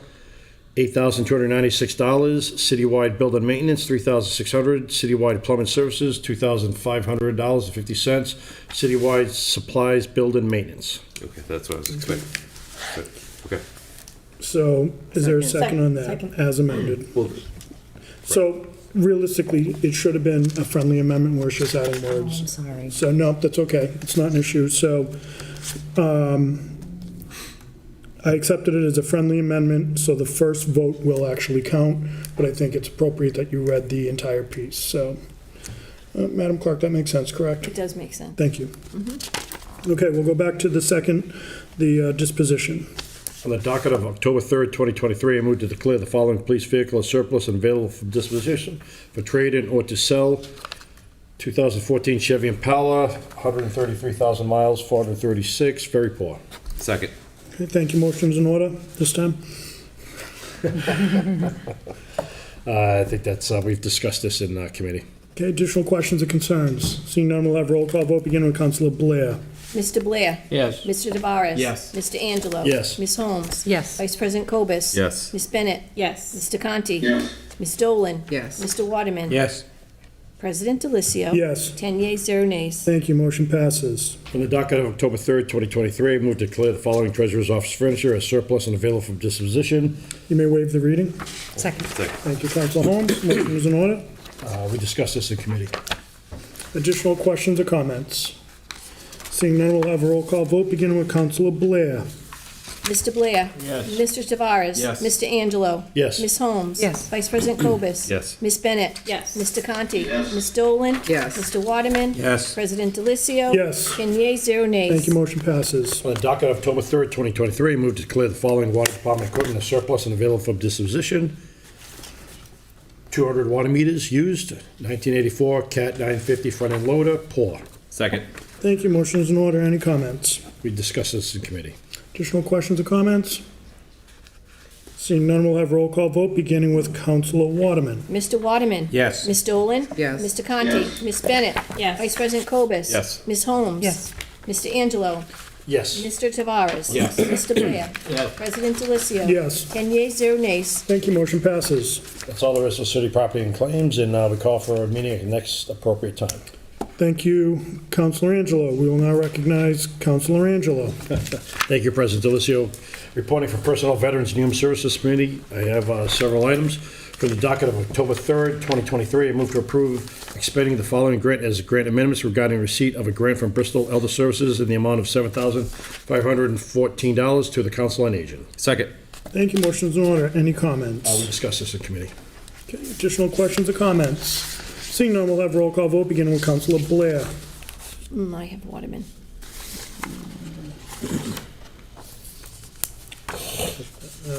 So, Councilor Waterman. Mr. Waterman? Yes. Ms. Dolan? Yes. Mr. Conti? Yes. Ms. Bennett? Yes. Vice President Cobus? Yes. Ms. Holmes? Yes. Mr. Angelo? Yes. Mr. Tavares? Yes. Mr. Blair? Yes. President Delicio? Yes. 10 yeas, 0 nays. Thank you, motion passes. For the docket of October 3rd, 2023, I move to transfer $1,326 from Citywide Reserve Fund for transfer to account, Citywide transfer to grant, and further transfer $1,326 to account, Bristol Elder Council on Aging, Mind and Body. Second. Thank you, motion is in order. Any comments? We discussed this in committee. Additional questions or comments? Seeing none, we'll have a roll call vote beginning with Councilor Blair. Mr. Blair? Yes. Mr. Tavares? Yes. Mr. Angelo? Yes. Ms. Holmes? Yes. Vice President Cobus? Yes. Ms. Bennett? Yes. Mr. Conti? Yes. Ms. Dolan? Yes. Mr. Waterman? Yes. President Delicio? Yes. 10 yeas, 0 nays. Thank you, motion passes. I entertain a motion to strike the following from the docket of September 19th, 2023. I entertain a motion to approve the appointment of Samuel Joseph Harrington, 334 Oak Hill Ave, as a constable to fill an expired term to expire February 2024. Second. Thank you, motion is in order. Any comments? Basically, Mr. Harrington decided to go a different route and withdrew. Okay. We'll have a roll call vote beginning with Councilor Waterman. Mr. Waterman? Yes. Ms. Dolan? Yes. Mr. Conti? Yes. Ms. Bennett? Yes. Vice President Cobus? Yes. Ms. Holmes? Yes. Mr. Angelo? Yes. Mr. Tavares? Yes. Mr. Blair? Yes. President Delicio? Yes. 10 yeas, 0 nays. Thank you, motion passes. That's all we have for Personnel, Veterans, Human Services Committee. I call for a meeting at the next appropriate time. Thank you. We'll recognize Councilor Tavares. Thank you, Mr. President. There's no business for ordinances, elections, and legislative matters for this evening. I call for a committee meeting at the next appropriate time. Thank you. Councilor Blair. Thank you, Mr. President. I'll try to make this brief. I didn't waste, but I used a lot of time last meeting on these motions. You were just fine. From the docket of October 3rd, 2023, I move to approve expending of such funds and any future grant amendments regarding $50,000 public safety best practices grant from the state, which will be used by the police department to establish NFPA 3000 complement active shooter hostile event response protocol for our police, fire, and EMT departments, and hold a regular schedule integrated training sessions. Second. Thank you. Motion is in order. Do we have any comments? No, discussed it in committee at length. Okay. Additional questions or comments? Seeing none, we'll have roll call vote beginning with Council Waterman. Blair.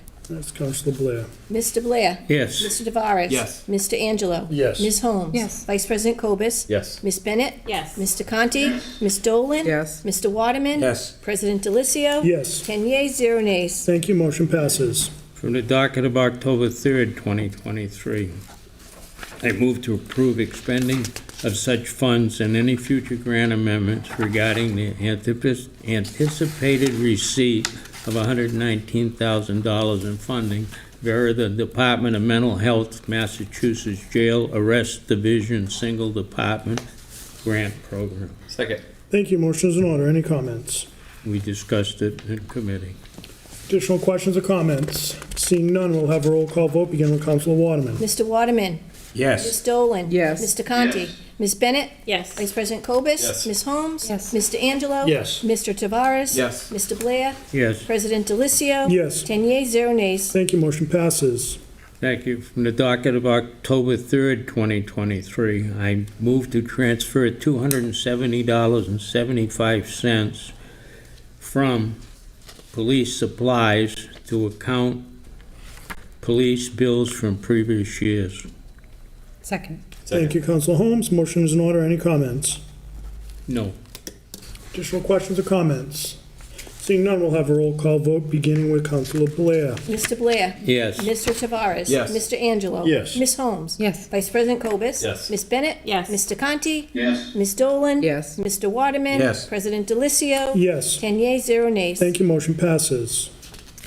Thank you. From the docket of October 3rd, 2023, I move to approve expending of such funds and any future grant amendments regarding the receipt of a public safety grant from Bristol County Savings Bank in the amount of $25,000. Grant funds will be used to purchase active shooter ballistic vest and ballistic helmets, which will be divided between the Attleboro Police Department and the Fire Department.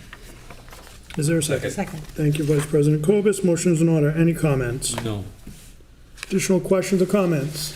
Seeing none, we'll have a roll call vote beginning with Councilor Waterman. Mr. Waterman. Yes. Ms. Dolan. Yes. Mr. Conti. Yes. Ms. Bennett. Yes. Vice President Cobus. Yes.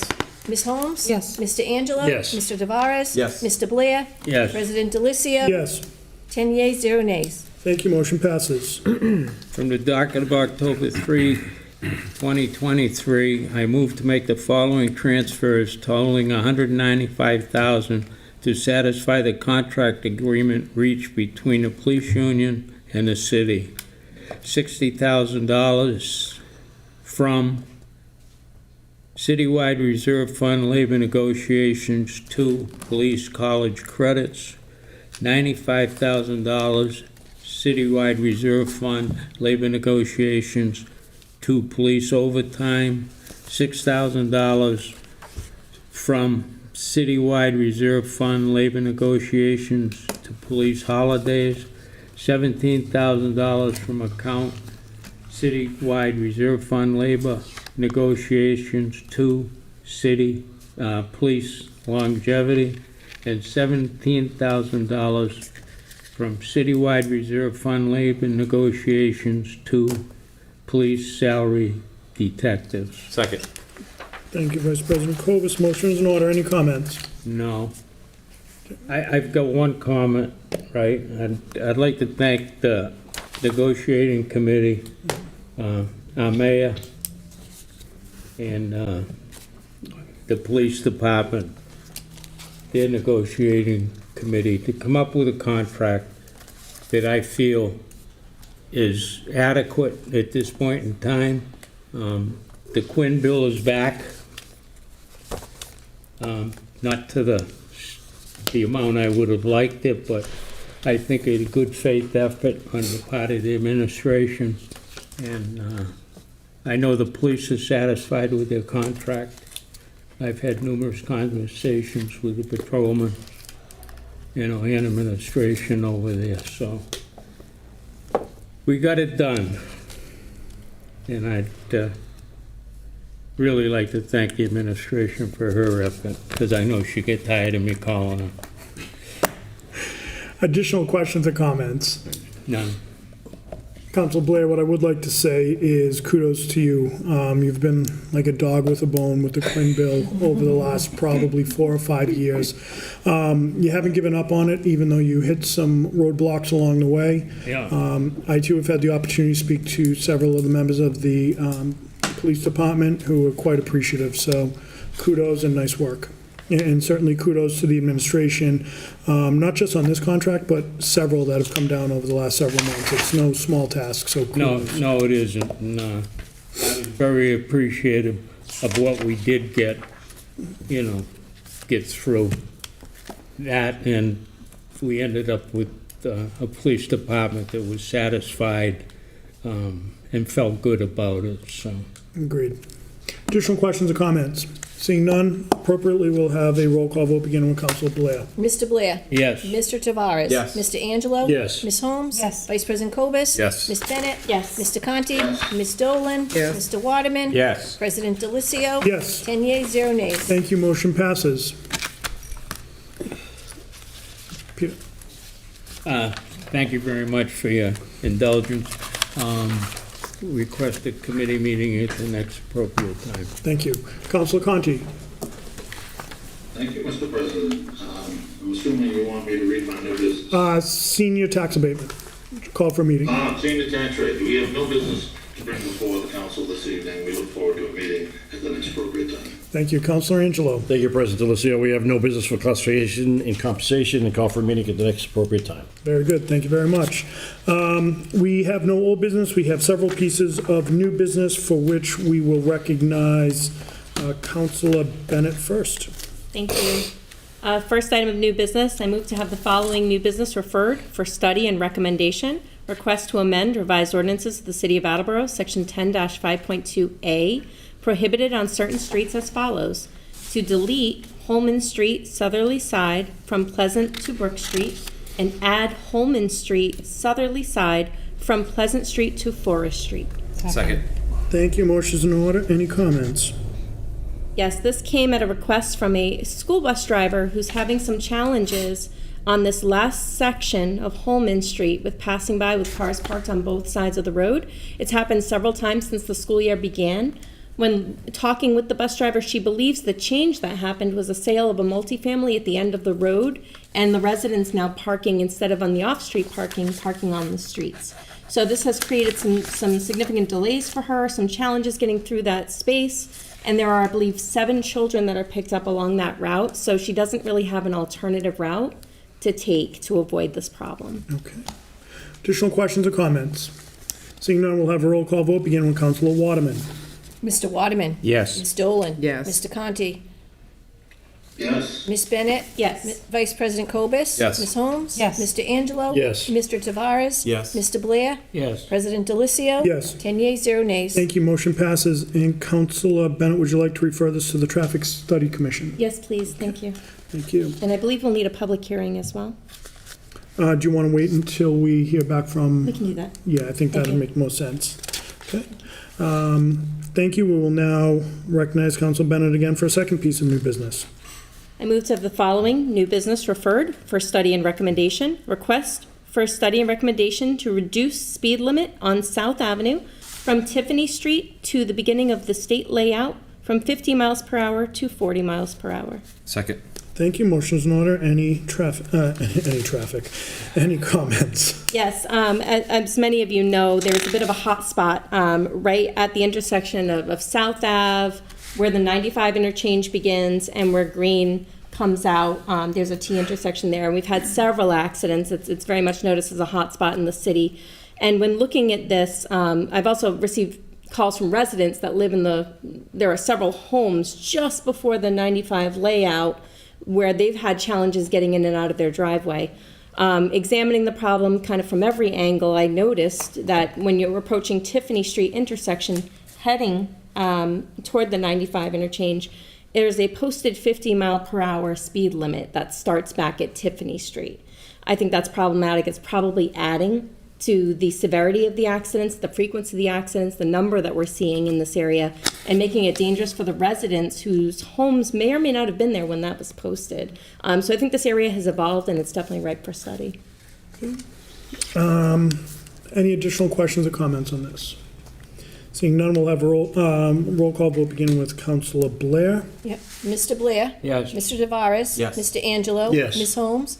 Yes. Vice President Cobus? Yes. Ms. Bennett? Yes. Mr. Conti? Yes. Ms. Dolan? Yes. Mr. Waterman? Yes. President Delicio? Yes. 10 yeas, 0 nays. Thank you. Motion passes. And would you like to refer that to the Traffic Study Commission as well? Yes, please, thank All you. right, thank you. We will now recognize Councilor Holmes. Thank you. This is on behalf of Council Reynolds and myself. I move to have the following new business referred for study and recommendation. Changes to 7-8.2 of the City Ordinance requesting a review and overhaul of the abatement process for non-municipal users of the city's rubbish recycling program.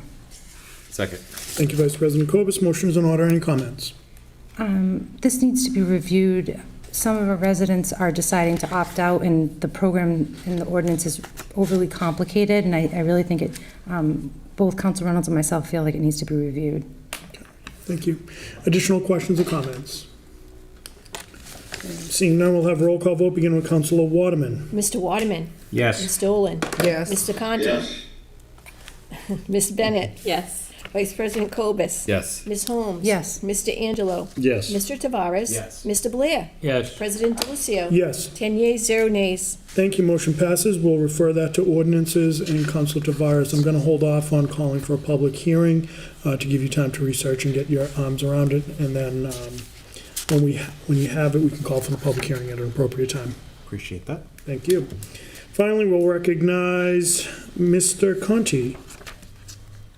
Thank you, Mr. President. I wish to submit the following for study and recommendation that the mayor approve the local option of Massachusetts General Law, Chapter 60, Section 3C, a city scholarship fund, which residents will have the ability to voluntarily contribute as follows. The mayor, with approval of the Attleboro Municipal Council, shall form a City of Attleboro Scholarship Committee, which will consist of the superintendent of schools and 4 members of the community. The committee must adhere to the following guidelines and criteria. A, the recipients of financial aid must be residents of the City of Attleboro at the time of the financial aid is first awarded and have been accepted to pursue education beyond the secondary school level at an institution deemed accredited by the committee. B, the committee shall take into consideration each recipient's financial need, character, scholastic record, and involvement with the community work, as well as extracurricular school activities. C, the scholarship committee may distribute financial aid, or the education committee may distribute supplemental educational funds for the school from both the interest and principal of the fund without further appropriation. And finally, D, the scholarship committee shall establish a procedure for determining the amounts of percentage of the funds that shall be authorized for distribution and for notifying the investing officer or agency that the funds may be made available in a timely manner and with a minimum of penalties. Second. Thank you, Councilor Holmes. Motion is in order. Councilor Conti, any questions or any comments? Yes, thank you for the second, because this is a very important piece of business that I would like to see enacted as the sun is setting on my fine career. This establishes a scholarship fund for city residents, much in the same manner as the senior and disabled fund that we started earlier in the year. I would like to see this passed because I believe that there is a significant population in the city of students who have graduated from the Attleboro Public Schools that could really use a helping hand getting into a further education. I have the trust in the superintendent of schools, and I have the trust in the mayor's appointment of 4 members to establish this committee. And I do believe that the residents of the City of Attleboro will heavily support this endeavor. And I do hope that my fellow councilors are in agreement, and that concludes my comments. Thank you, Councilor. Additional questions or comments? Seeing none, this requires a roll call vote, and we will begin with Councilor Blair. Mr. Blair? Yes. Mr. Tavares? Yes. Mr. Angelo? Yes. Ms. Holmes? Yes. Vice President Cobus? Yes. Ms. Bennett? Yes. Mr. Conti? Yes. Ms. Dolan? Yes. Mr. Waterman? Yes. President Delicio? Yes. 10 yeas, 0 nays. Thank you, motion passes, and Council Conti will assign that to you in Finance. Thank you. Quite welcome. Before we adjourn, just real quick, a couple things to keep on your radar. As the term comes to an end, I am working with School Committee Chairman Steve Withers. I'm working on a joint committee between the school committee and the council later on this year.